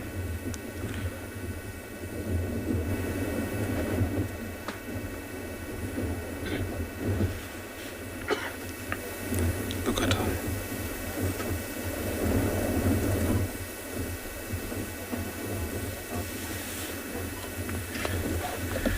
Thank you for your comment. He is a magic looking lion.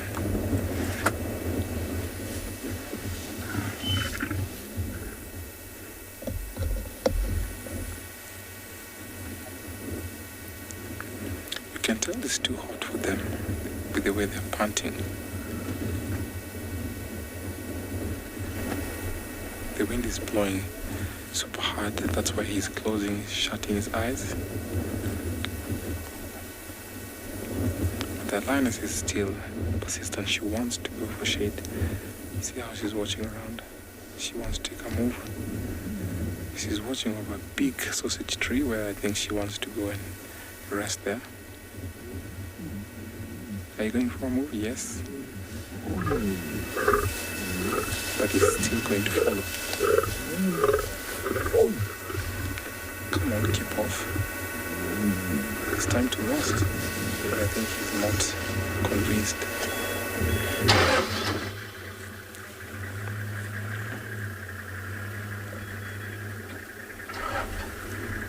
So remember, this will carry on for 3 to 4 days.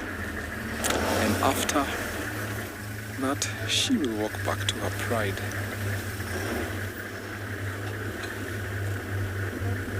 So one reason why they have to mate multiple times is because this induces ovulation.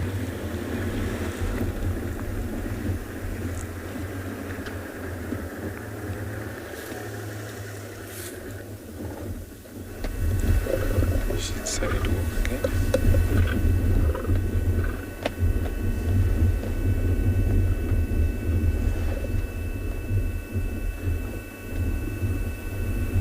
Come on, let's go to some shade. Yes, there's a big sausage tree there, and I think that's where she's headed. I think some of the flies are bothering her. That's why you keep on seeing her flicking her tail.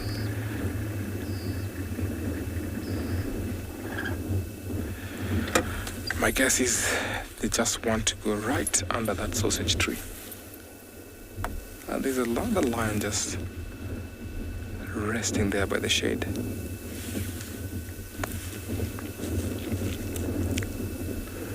Let's see if they walk to the shade or somewhere else as it send you over to another safari vehicle.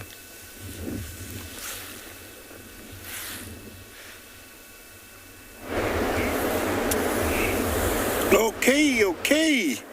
From the zebra and the mating lions to the banks of the beautiful Mara River, the ever-flowing beautiful river. Look at the rapids. The water is not as high, just enough. It's beautiful to see it flowing like this. Remember, this is the theater of all drama during the migration. This is where they do the crossings. This is where we showed you all the crossings previously, and hopefully we will get to show you, more crossings in the few days to come, and even months maybe. You'll never know. And on the banks of this river, there's always something waiting and resting. The mighty Nile crocodile. Look at this monster female. She is a very big one. She has fed really well during the migration, and now is to utilize all that well-earned food during the short time to take her throughout the year. Very bloated, you can tell. Still very full. I'm sure maybe she ate a wildebeest or two or a full zebra during those 3 months.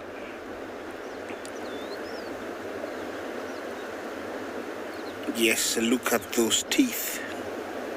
Whoa. And that jaw over there and those teeth.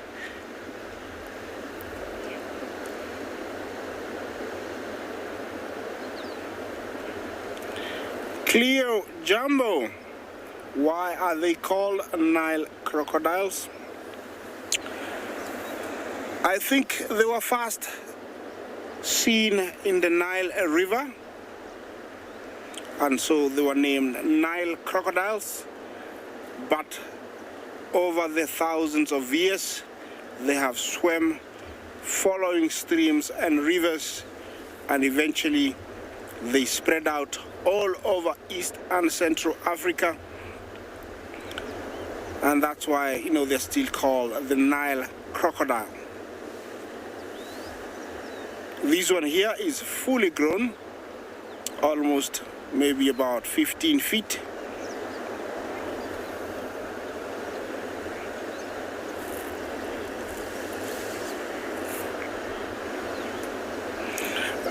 Rachel Jumbo. Sometimes it's really hard to tell between a male and female. The only time that you can tell it's 100% male or female is when you find them mating. But I've seen this type of color, which is usually much brighter. You can see there's a bit of yellow and spots. The brighter ones are usually much more females, and their snout usually is, like long and thin.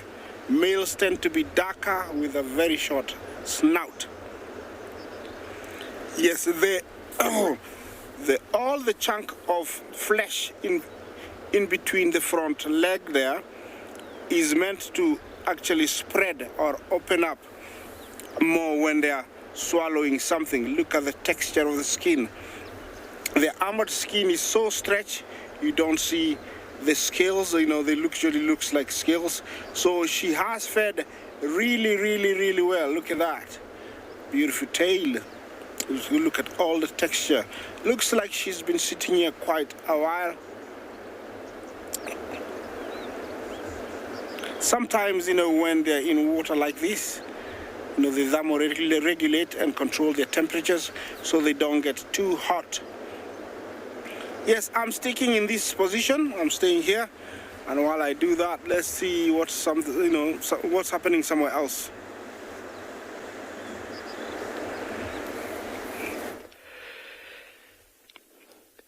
Somebody having a little breakfast. Beautiful, tiny little raptor snacking on a little meal. I'm trying to see what it is. It looks like a lizard. As we came around the corner, it flew right past us. I nearly crashed the car because I pointed out. I was so excited to see it, and it landed a little bit far, but nonetheless we can see it. Look at the action. And look how that beak is designed now. Once it hooks into a piece of flesh, how it's using its talon to anchor the prey item, and then the hook-like beak just to tear and rip pieces off so that it can swallow it. It needs to be smaller pieces. This bird doesn't swallow prey whole. But it looks like a long tail, and it looks like a... wow, little pygmy falcon. I'm sure with Dylan and as well as Moritz, you folks would have seen this beautiful little bird. Oh, thank you so much. Fantastic. I'm always sad when a bird flies away, but it's doing what it needs to do. But how amazing was that? It was sitting in a nice silver cluster leaf. We will take a look at that tree a bit later. But what we're going to do is going to continue a bit further south here.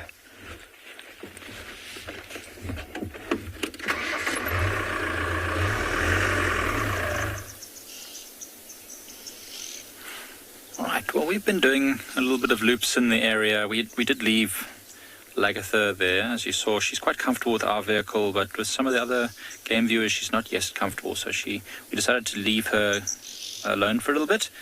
And we tried to find this buffalo herd, and we have located them again, looking tired. It's been such a tough morning. I mean, they've walked all the way from point A to point B, which is actually quite far. We thought they'd go to Leopard Dam, but they've changed direction. They've actually headed over the crest, and they're much closer to Ndlovu Dam now.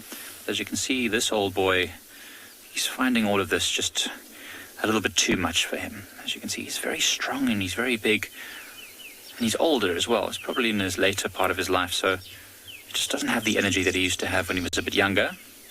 So he's taking the moment just to rest whilst the herd is just a little bit further behind him, resting or feeding still, but some of them are starting to rest as well.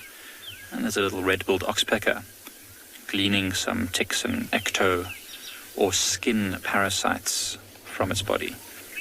So it looks very dry around here, but there's quite a lot of green grass shoots just starting to come out now.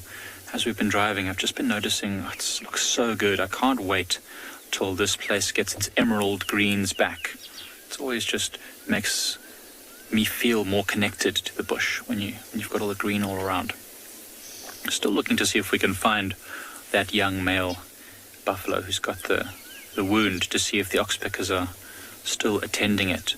As you can see, this oxpecker's not really feeding right now. It's just sitting there with that typical oxpecker head upright posture, probably waiting for this buffalo to roll over so it can get to something on the other side. You can see there's a few flies moving on the back of this buffalo. So there's always stuff to be found, always little parasites. You can see there's another oxpecker actually feeding right now, a little bit to the back of the buffalo, who's found little tasty morsels. Yeah. Just down a bit further there, Seb, just by the tail. Yeah, there. See what it's doing. So it's digging around by the tail. There's a lot of soft skin there underneath the tail, and that's where all the ticks like to feed. And you can see this oxpecker is using its bill in a scissor-like motion to really get in there. Oh, ouch. Looks a bit uncomfortable. It's probably not so nice if the oxpecker pinches by accident the little sensitive, softer bits back there. But plenty of good stuff. So there's lots of different types of ticks. There are these small little hard ticks that are very difficult to see, and there are much fatter soft ticks which are much easier to see. So what this oxpecker is probably going for is those hard ticks that are very close to the skin, not so easy to reach. Also a lot of the dead skin. If there's any wounds back there, this oxpecker could be eating any of the flesh or the scabs and things that might be back there. As I said before, multiple roles. It can be, mutualistic. It could be helping. It could be parasite eating.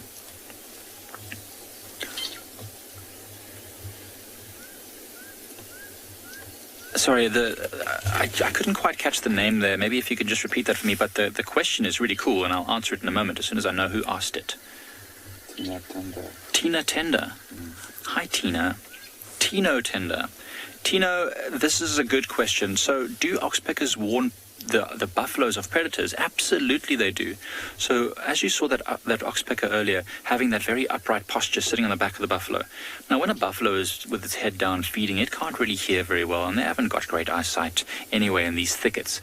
So when the oxpeckers are sitting upright like that, any sign of a predator moving towards them will often flush the oxpeckers off the back of the buffalo, and they'll fly up.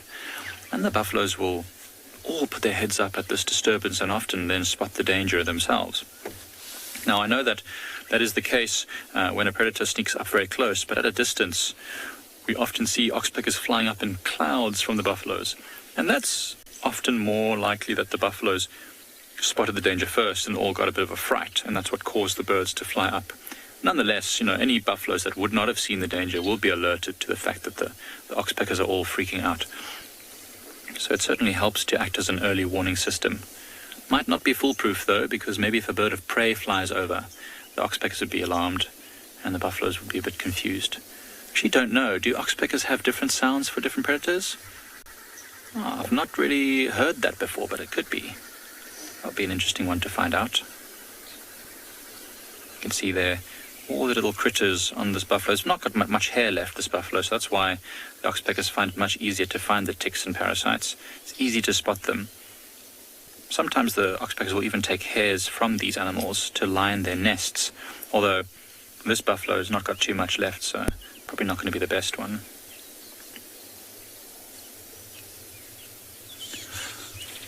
Hi, Victoria. Victoria, I don't think... So I think this is Victoria. It was a student of ours just recently. Victoria, I don't think we've seen any yellow-billed oxpeckers on Pride Lands yet. This area, there's not so many of them, unfortunately. If you go further north, you find quite a few. Northern parts of Kruger, they follow the buffalo herds in huge numbers.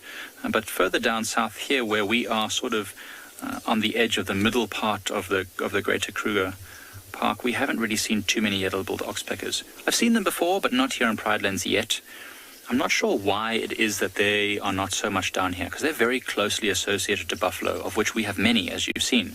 And I think it's to do with the way they feed. So in the past, South Africa's had a bit of a checkered history when it comes to spraying of pesticides to try and clear parasites from areas where they wanted to raise cattle. Now, of course, that practice has ended quite a while ago, but it's had a lasting effect on those kinds of birds and animals which relied on the parasites themselves.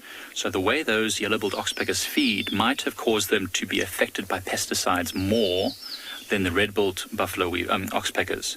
So their still numbers are recovering in certain areas, but down here where we are, they haven't yet built up to the numbers that we see in other places. They will eventually. As I said, they don't no longer spray pesticides and things in the area, certainly not in areas like Pride Lands. But I'm sure the numbers of oxpeckers will rise again soon, and we'll start seeing more yellow-billed oxpeckers. I don't know if they've seen them at Djuma before. Seb, do you know if they've seen yellow-billed oxpeckers at Djuma? No. Yeah, sometimes, Yes, yeah. yes, So yes. they're not so far. I mean, Djuma's not so far south of where we are, so it stands to reason that they'll probably be moving into these areas not so long.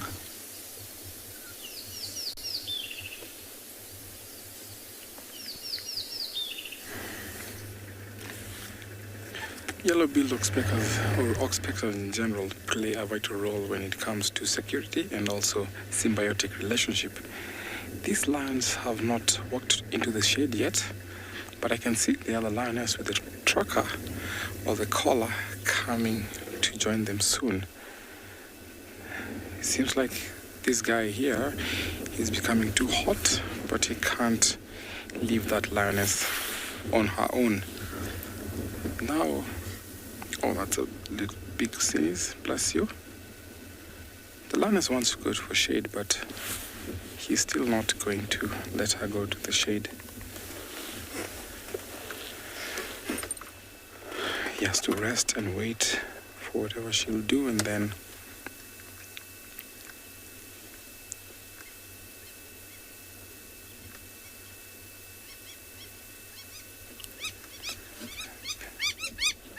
this lion is still resting. I can see the other lioness approaching. That's why we can see that male looking kinda, oh yeah, there she is.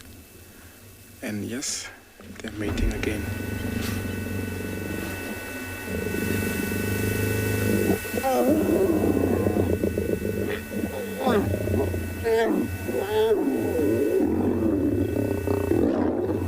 Look at that roll.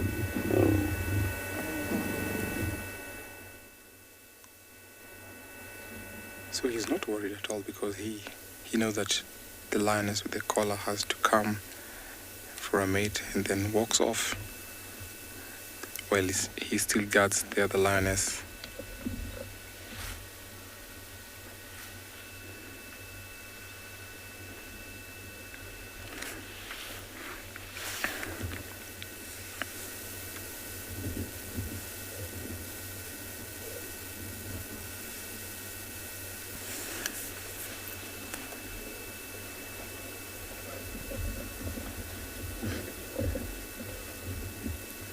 So one good thing that these two lionesses will have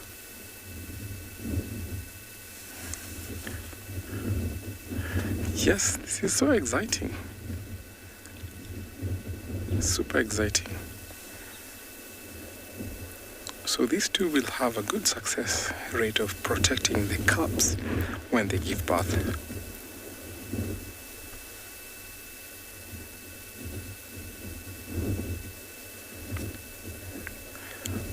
So lionesses are also more successful in protecting cubs, but sometimes when other preyed males come in to kill the cubs, then they have to defend the sisters, and it doesn't matter who the cubs belong to, but if they're still in the same pride, they will definitely defend their cubs.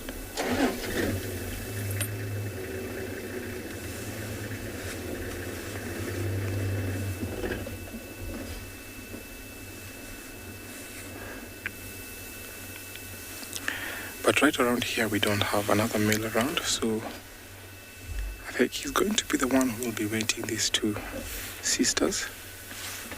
You can see another lioness approaching. from the Ololo Pride. They're all coming to investigate what's going on. I like the way the lioness with the collar comes in and mates and then walks back to the shade. She's quite a clever lioness.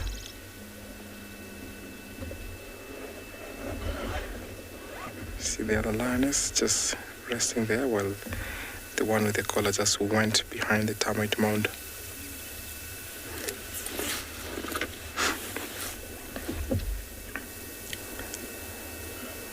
We have a spectator, the sister to the lion's mating.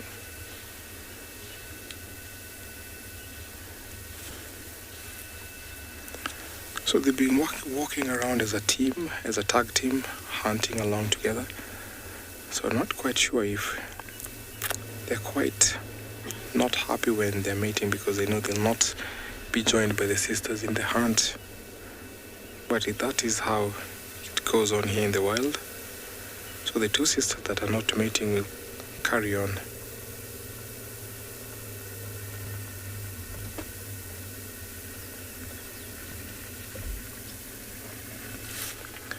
Back to our lioness. The lioness is still growling at him while he is watching over where the other lioness has gone to. I'm sure he's not going to leave her alone. He will stick around with her until the end of this. But he's still staring at the other lioness. I'm not quite sure if he wants her to come back or not.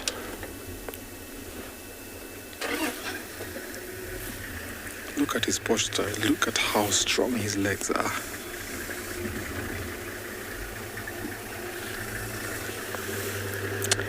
Still an exciting morning coming to you, #WildEarth. Kids question at wildearth.tv in the YouTube comment section at FC. Let's send you over to another safari vehicle.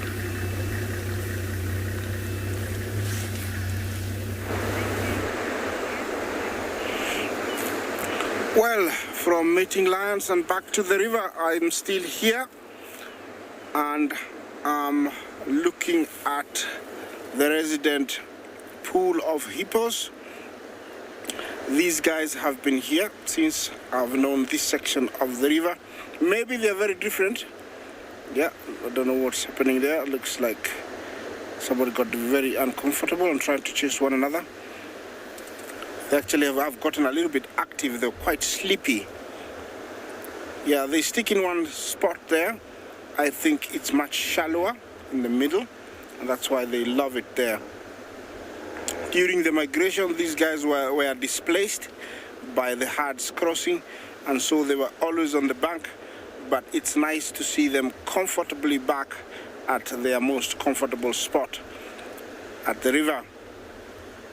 They spend all the time, all the day in the water, going only outside the river to graze at night. Yes, the reason they have to go, to stay in the water during the day is that their skin is not fully developed. So if they stay out for very long, they will get sunburn, and so they try and stick it, in the water so that the water can keep the skin moist. These animals can wander out of water up to around 3 miles in search of water, in search of grass, but here in the Mara, there's no shortage of grass, so they don't need to go very far. And sometimes actually they get very delayed getting out because they don't have to go very far.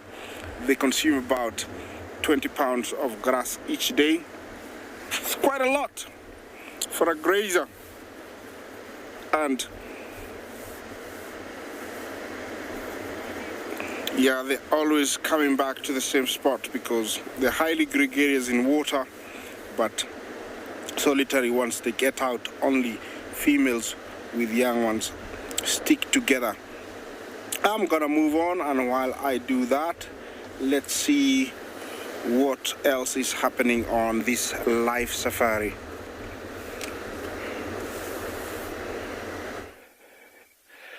So we've decided just to come to a watering hole, and We're going to sit and wait here for a little bit and see what would be drawn in here. It's a beautiful spot. We've got a bit of shade from a beautiful camel thorn. And what a unique shape that is on the left-hand side of the picture right now. Look how uniquely shaped that camel thorn is. So the growth variations or forms of these trees are extremely varied. Different growth forms would be a direct effect from the mineral content. The impact of browsers will even change and shape these trees. Beautiful glossy starlings right on top, along with a little dove, a ring-necked dove. Those glossy starlings are so beautiful. You get a variety of different species within the starling family. You get meaves, you get birchals, and they come in a variety of shapes, but that beautiful iridescent color scheme stays almost throughout the entire family. You get some variations, the violet back starling, striking colors, but a really beautiful bird to see out in the sunlight. Look how it's shining. So coming to the watering hole here, we're going to maybe wait for some thirsty animals to come and visit. We were driving around there and it was getting very hot, and most animals would seek shade now to evade that hot period of the day. And then I wanted you guys just to take a look how different and how amazing it is that we can share this with you folks. From the mass out to here, what a different scheme. Look at how much drier it is. So if you look at vegetation occurring with it on the African continent and most places around the world, the vegetation grows in correlation to the weather. And the weather is affected from the ocean. So if you take a look where we're sitting on the western side of South Africa, we're in a fairly dry environment in comparison to the guys at Djuma, which are in a wetter climate. So on the eastern part of the country, you have a beautiful warm current running down the eastern side of the country, and it brings down warm water, and that water then accumulates into the atmosphere and then produces rain. Where we are over here on the western section, we have the cold, chilly Benguela current moving up from the southern tip of Africa. What I can actually do for you is actually do it like this. Let me show you here quickly. I've got a big drawing board. I don't know why I'm not using it. Oh, look at this. Beautiful feather. Oh, la, la, la, la. We like the feathers. Big feather. I'm going to give some people some time. Maybe somebody can give us an answer.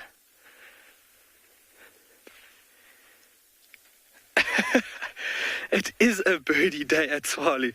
We have been looking under every single bush, and we have only been coming up with birds. And that's the beautiful thing about birding, is that it's always happening. And it's really, really nice. Oh, oryx in the distance. Glenn just got my attention. Beautiful southern oryx. And he is perfectly suited for these drier regions. So I've spoken briefly about the mechanics, the biological adaptations that this animal has. And this adaptation will only be really put in use when the animal is under extreme stress conditions. Otherwise, he just allows his body to fluctuate with this ebb and flow of day and night, day and night. Beautiful. So just to get back to where I was, this is Southern Africa. Can we see there, Glenn? Alrighty. We are sitting somewhere over here. This will be the greater part of Kruger, like that. We have the cold Benguela current moving up the western section of South Africa. And this is a very cold, slow-moving current. And this is a direct effect to the vegetation and the landscape on the western side of South Africa. So because this ocean current is cold, it holds very little moisture. And this section is very dry of South Africa. Direct correlation. We're experiencing between 100 and maybe 400 mils per annum. The Benguela, it's only between 9 and about 15 degrees, so very chilly. But then if we go on the other side of the country, where this section of the country is a lot more lush, we have the beautiful warm Agulas current moving down there. And that's anywhere between 18 and 25 degrees. So there's a lot of moisture that is pushed up into the atmosphere, that builds up over the country, and it rains. Same as Kenya. Kenya's sitting high on the equatorial belt, lots of moisture, lots of rain, and that's where you have that high production load. On the western side of the country, we're fairly dry and arid until you get up to about, this would be the equatorial belt on the western side, Guinea, all that type of thing. It's a little bit more lush up there. But in this section, the interior of South Africa is a fairly dry landscape because of this cold current holding little moisture. And it's amazing how animals adapt and thrive in different parts of the country. If you take a look at this current, is also a direct due effect to the Western Cape, where we have a very, if you want to get on another level of diversity, that little area in terms of vegetation is known as the fynbos biome. Fynbos, fine bush. Within this little biome, it's a tiny biome on the southern tip of Africa, there's an estimate of 8,000 odd different flowering plants just there. And that is amazing. And that's all due to the different geological features and as well as the Mediterranean climate that this place experiences. Here we've got the savanna biome, the largest biome that we have in South Africa, covers about 49 to 50% of the country's landmass.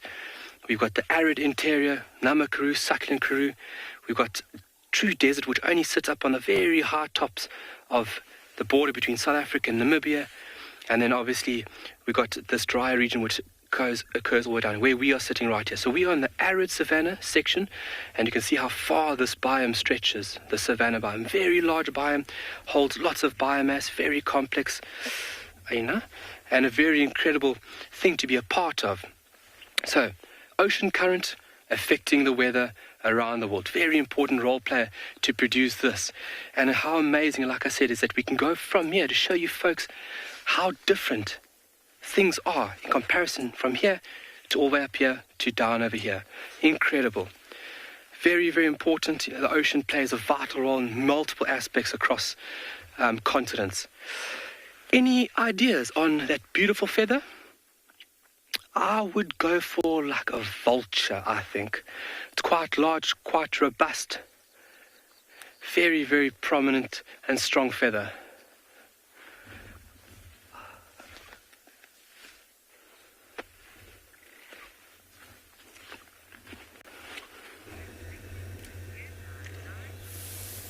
Well, the river never disappoints. Not very far from the river, I have this beautiful male giraffe, and he's not alone. He's with another almost 6 of them. I couldn't see them from where I was earlier. I only drove about 100 meters, and here they are. Why they're here, I'm not really sure, because the kind of grass that is available here is elephant grass, only loved by elephants. So I don't know if they want to go down to the river and drink, or actually they have crossed from the other side and they're taking a break. They want to go out into the open. I'm not sure. And we're going to show you the anatomy of the head of a male giraffe. This is how it looks. That beautiful face. Look at that. Long eyelashes, very much like an elephant, to conserve or protect the eyes from being prickled. You can tell also the eyelids almost extend. They have a curvy shape that helps protect the eye. You see the protrusion of the bone on the forehead and the back of the head. Very important during necking. Necking is the kind of fighting that giraffes have. Their nose can close up tightly so that they don't suck in leaves while eating. Yes, and also the prehensile lips for plucking leaves looks like fingers.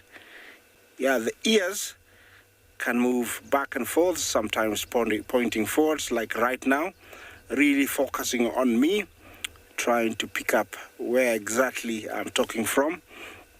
You can tell also the horns are really thick, bare on top.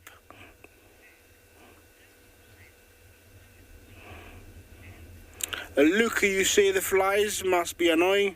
Of course they must be. Some of them are tolerated, some of them that are close to the ears are swatted away.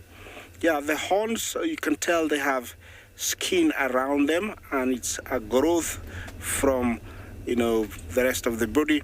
But the horns are not true horns, they're called ossicons. Females differ because on top they usually have some hairy tufts. They usually look like paintbrush, and they are not as thick. We cannot see the eye really, or the color of the eye, but looks like it's very black. Look at that. He looks a little bit sleepy.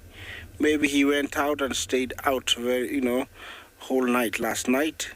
Keeps closing his eyes.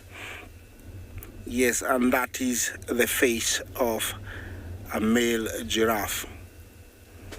The Maasai giraffe. Very much like the zebra and our fingerprints.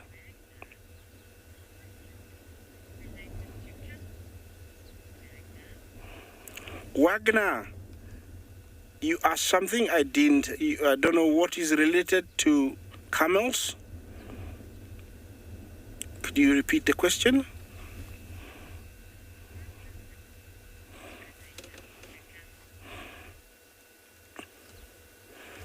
Yes, Wagner, you asked, are giraffes related to camels? Yes, they are. Even their names, say so. They're called Giraffa cameleopardalis. Yes, giraffe with a camel-like shape. Yeah, very much they are related, only that the camels are shorter. They have a shorter neck. Yeah, look at him. He's focusing on something. Look at the ear. He's pointed backwards. Now he's changed the other one.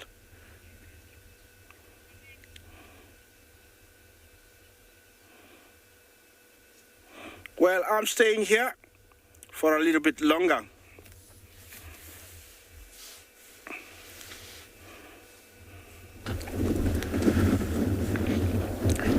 Our lions have decided to go for a drink. Like I told you earlier, they can go without eating for the 4 days, but they'll take turns to drink. They just come here at this little stream for a little drink as they wander off looking for shade. Look at how he's so persistent following that lioness. She's walked into the grasses there. Oh, that's a big jump. He has to follow whenever she goes. And it looks like she's walking on the edges of that creek there. There's some grass, elephant grass there. I think she might choose a spot for a rest. At least she's a little bit energized after a cold drink. This stream is coming all the way from the Olololo escarpment, so the water is still super chilled, cold.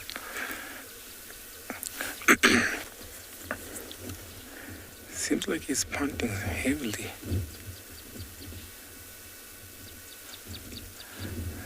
Soon after that, the other lioness will join them.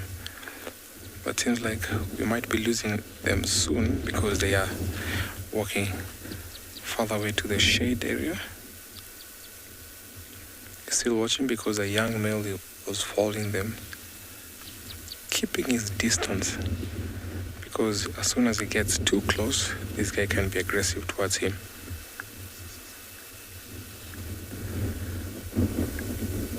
So during the mating season or mating time, these lions will not be...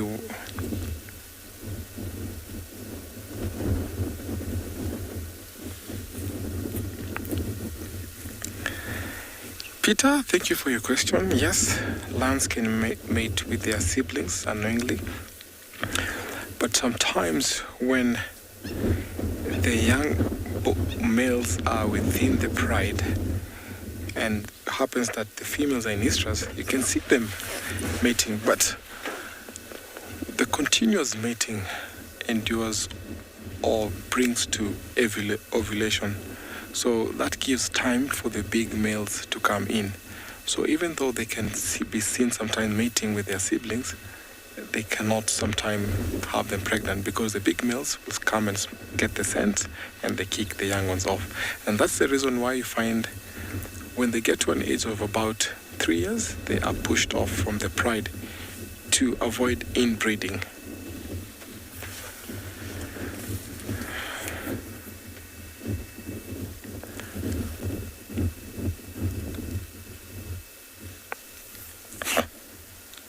Seems like they're a little bit tired. We might try and come here later on in the evening. You can see the other young male walking on the road, trying to follow them slowly. So we'll send you over to another safari vehicle.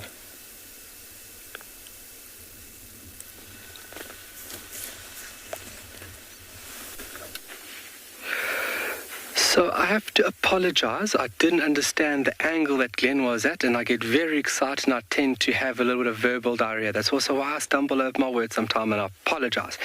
But just to give you a quick recap of what's happened over here and what I explained is that this would be Southern Africa boundary line. This will be South Africa, this little piece at the bottom over here. And why the vegetation is more developed on the eastern side is because of this warm current coming down from the equatorial belt, the gulas. All right, and that moisture rises up into the air and you have a lot of rainfall. You have about 1,000 plus mils of rain in this area. And then on the western side where we are, the cold and very frigid Benguela current holds hardly no moisture, and this section of the country is very dry and very arid. South Africa in general is a very arid country, but in all aspects the ocean plays a vital role and is a major factor on the climate of the interior or the landscape itself, and that directly affects the vegetation and how it grows. So I apologize about my quick on it over there, but it's really nice for you guys then to have this picture, this broad picture on how the weather affects everything, and that is because of the big, beautiful blue water.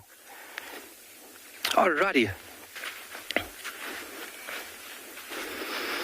Oh, okay, secretary bird feather, I wouldn't say no, I wouldn't say it's not. It possibly could be. It's a very thick feather, dark in the midsection. And let's see if we can actually look at those tiny little hooks. Aha! The sound that everybody loves in South Africa. We had a comment there, it might be a hardie feather. But yeah, it could be, I would say it could be possibly a secretary bird, or I would go for a vulture. But let's just see these tiny little interlinking hooks and how they hold all these little strands together. We saw it very briefly on a smaller feather, but this bigger feather definitely provides a better platform. Look how it stretches out.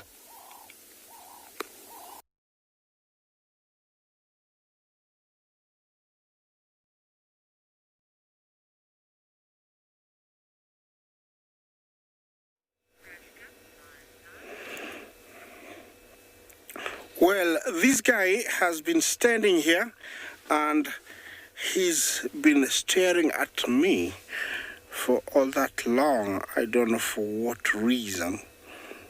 Maybe he's picked up exactly where the voice is coming from and he's making use of my voice to help him digest and chew his food. But now he has decided to move on. I'm no threat at all. That's a side profile. What are the rest doing? They're all standing there. Nothing much is happening. Remember, these animals are very vulnerable. If they lie down, they could be attacked. And so they spend a lot of their time standing up. If the grass was short and it was much more open, maybe they could lie down. And so they have decided to stand here and just ruminate.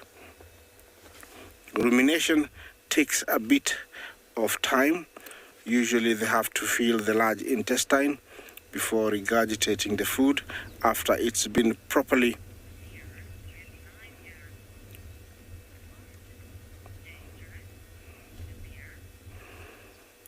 Is it Ramir? Pardon me if I'm wrong. You say that giraffes are giraffes dangerous? Samir, are giraffes dangerous?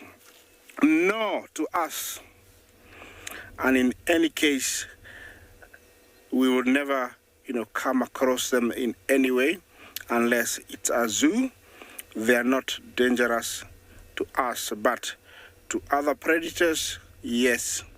They can kick with both hind and forequarters, and the kick can be very lethal to an animal, a small animal like a hyena or a leopard.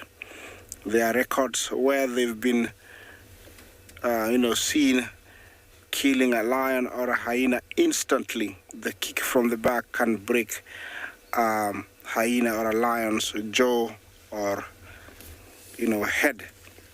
So to us, no, I don't know what you wanted to find out. Is it from us or is it from, the animals? They are not dangerous to us at all, because in any way we'll never encounter them anywhere on foot.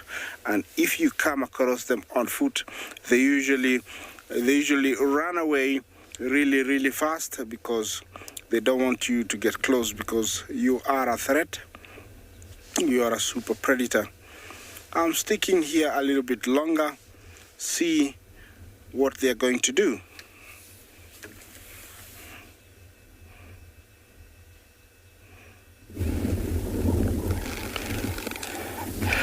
Okay, so just back to where we were there. All these tiny little interlinking hooks, these hooks interlinking to one another.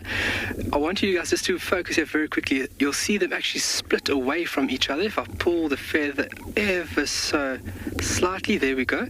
So these are tiny little hooks just dislodging themselves from each other. And if I do this, I think feathers are fairly soft little things. Oh, that one doesn't want to go back. They'll actually interlink and hook back together again. Look at that, pieces back together. If I do it again. So that's how a bird realigns its feathers to ensure that this, look at that, is a solid structure for when it flies. And if you look at the wing and how it's designed, you can have air rushing over the top of the wing faster than at the bottom of the wing. And that's how the bird supports itself through this flight motion. Got a lot of sandgrouse coming in now. On the feather, thank you for the answers. I wouldn't put secretary bird out the window. This is a little bit big for a hardy-dar, but my gut would say definitely a vulture. This size of a feather, beautiful, incredible. A lot of sandgrass coming in now. I want to wait for a warthog. I haven't seen a warthog in a couple of days, and I really want to see a warthog. So hopefully we do get a little activity of warthog, or maybe wildebeest, or maybe a southern oryx will come back here to the water where we can see what happens here. It's always nice to sit at a watering hole and just be patient.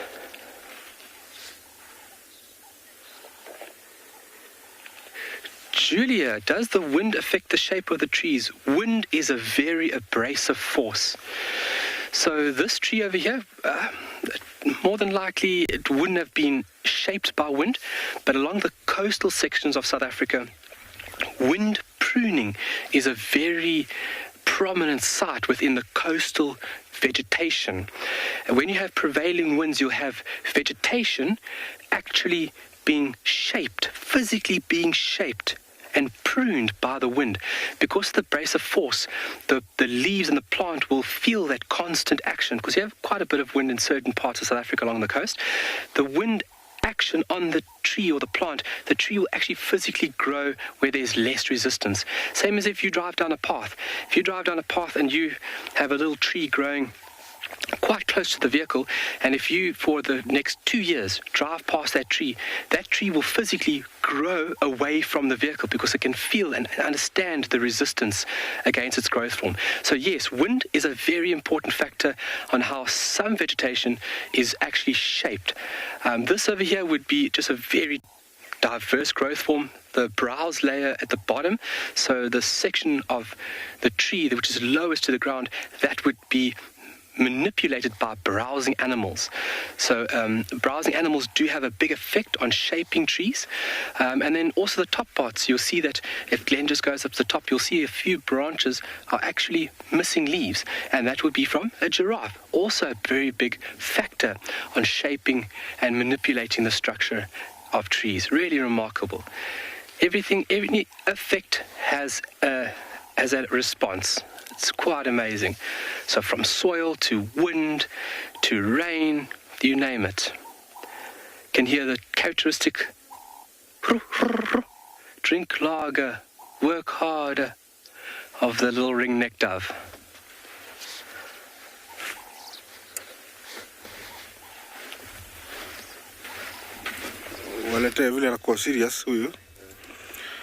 Well, I'm still here with my giraffes. It's a boys' club, and looks like they have a chewing contest because everybody is very, very, very busy. Chewing. They're just eating and chewing. That's all they're doing. There is no movement. The only movement is the head turning left or right, the ear turning forwards, movement of the leg, but the most active part is this one here, the mouth. Look how chewy they are.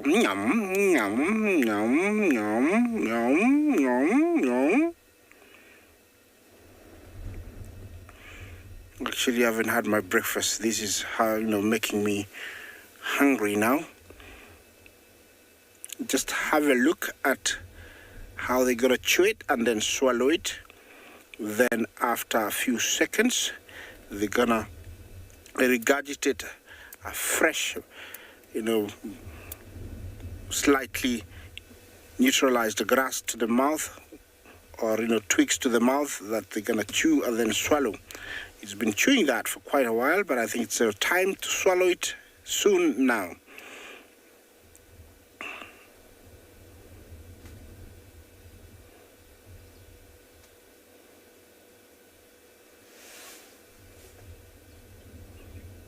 Must be very, very tasty. You see, yeah, swallowed? Yes. Let's wait. You're gonna see another one come out. There we go, fresh. Doesn't take very long, but chewing and making sure that everything has been grinded properly. It takes a little bit of time, and you can tell, chewing from one side and pushing it to the other, then pushing it from the other side to the other. Yeah, this is very cool. I hope you're enjoying. I'm staying here for a little bit longer again, and let's see what's happening. From the Africa's tallest mammal to the Africa's largest land mammal, we have a family of elephants here. They seem like quite happy with tiny calves.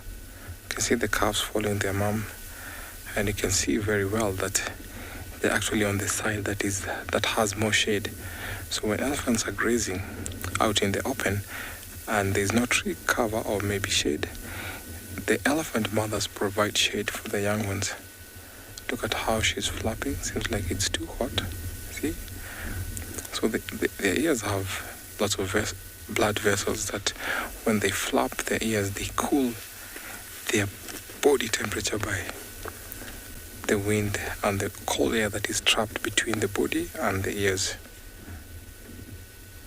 They walk in a slow pace when they are out here because the young ones cannot keep up with the pace, so they have to walk, stop while they're grazing.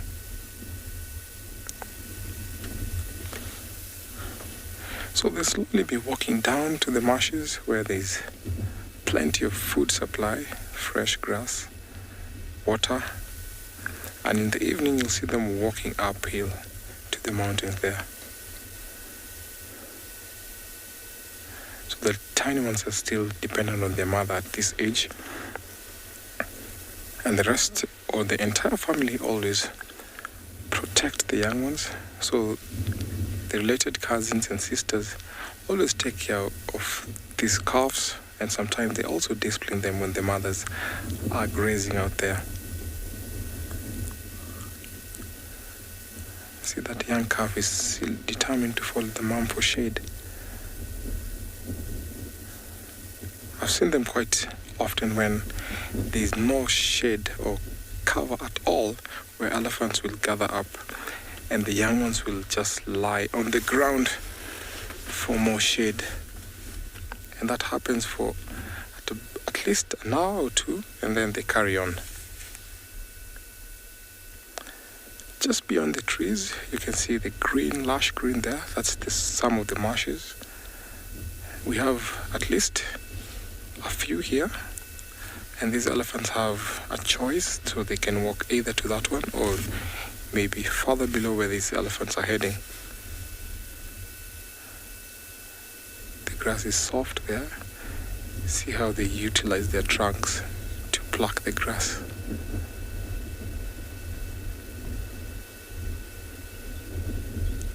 So the teeny tiny young ones have not yet learned.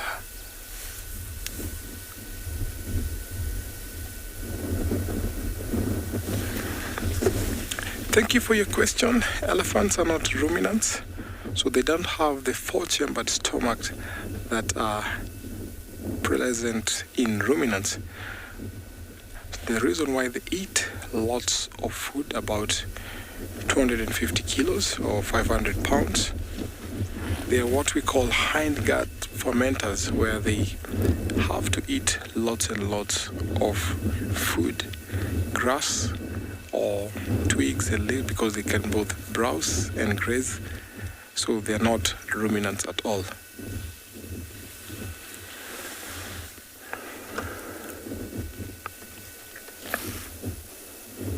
Seems like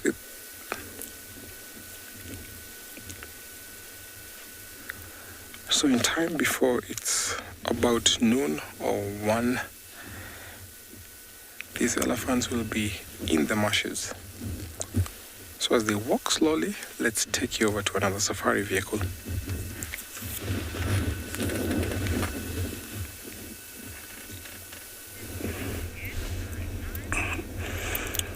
Well, not very far from my giraffe, I have a beautiful pair of grey-crested cranes, and these two, unlike the others I've been sharing with you, don't have any chicks.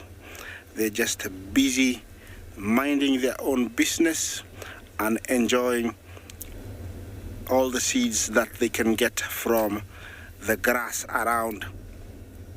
With the giraffes nearby, they're very, very safe, because all the animals or predators that can go for them can be seen from quite a distance by the giraffe. So they're very, very safe.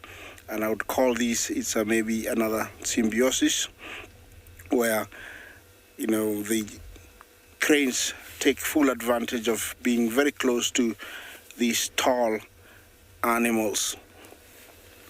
Yeah, these big boys have formed this temporary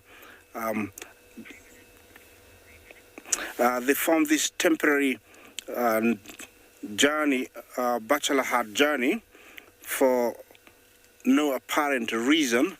Sometimes when you see them like this, you will see them having a scuffle, and usually that is to find who is the highest ranking. So if there is a female in season nearby, when they come across one another, there won't be conflict, because it will already be solved. But over here, there's nothing like that. There is no conflict. There is enough social distance. And so everybody is happy, chewing the cud and ruminating. Looks like there's a bit of movement with the guy to the left. Maybe that could, eventually will be the direction everybody takes. I don't know. But the one guy in the middle is really, really focused on us. I don't know if he loves my voice, or it's the Land Rover that he's really inquisitive about. Look at that. Hello, young guy. What are you doing to your neck? It looks like he stretched the neck slightly because it's very bent backwards. Trying to get comfortable.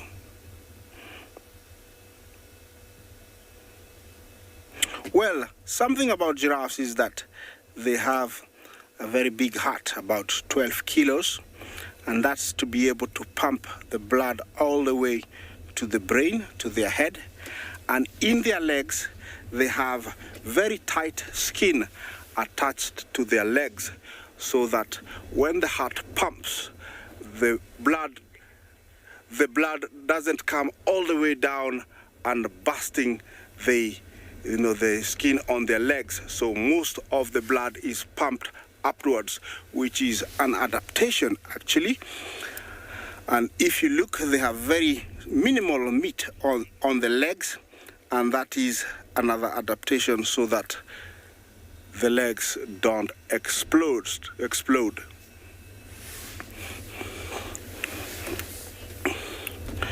Well, this is a beautiful sight.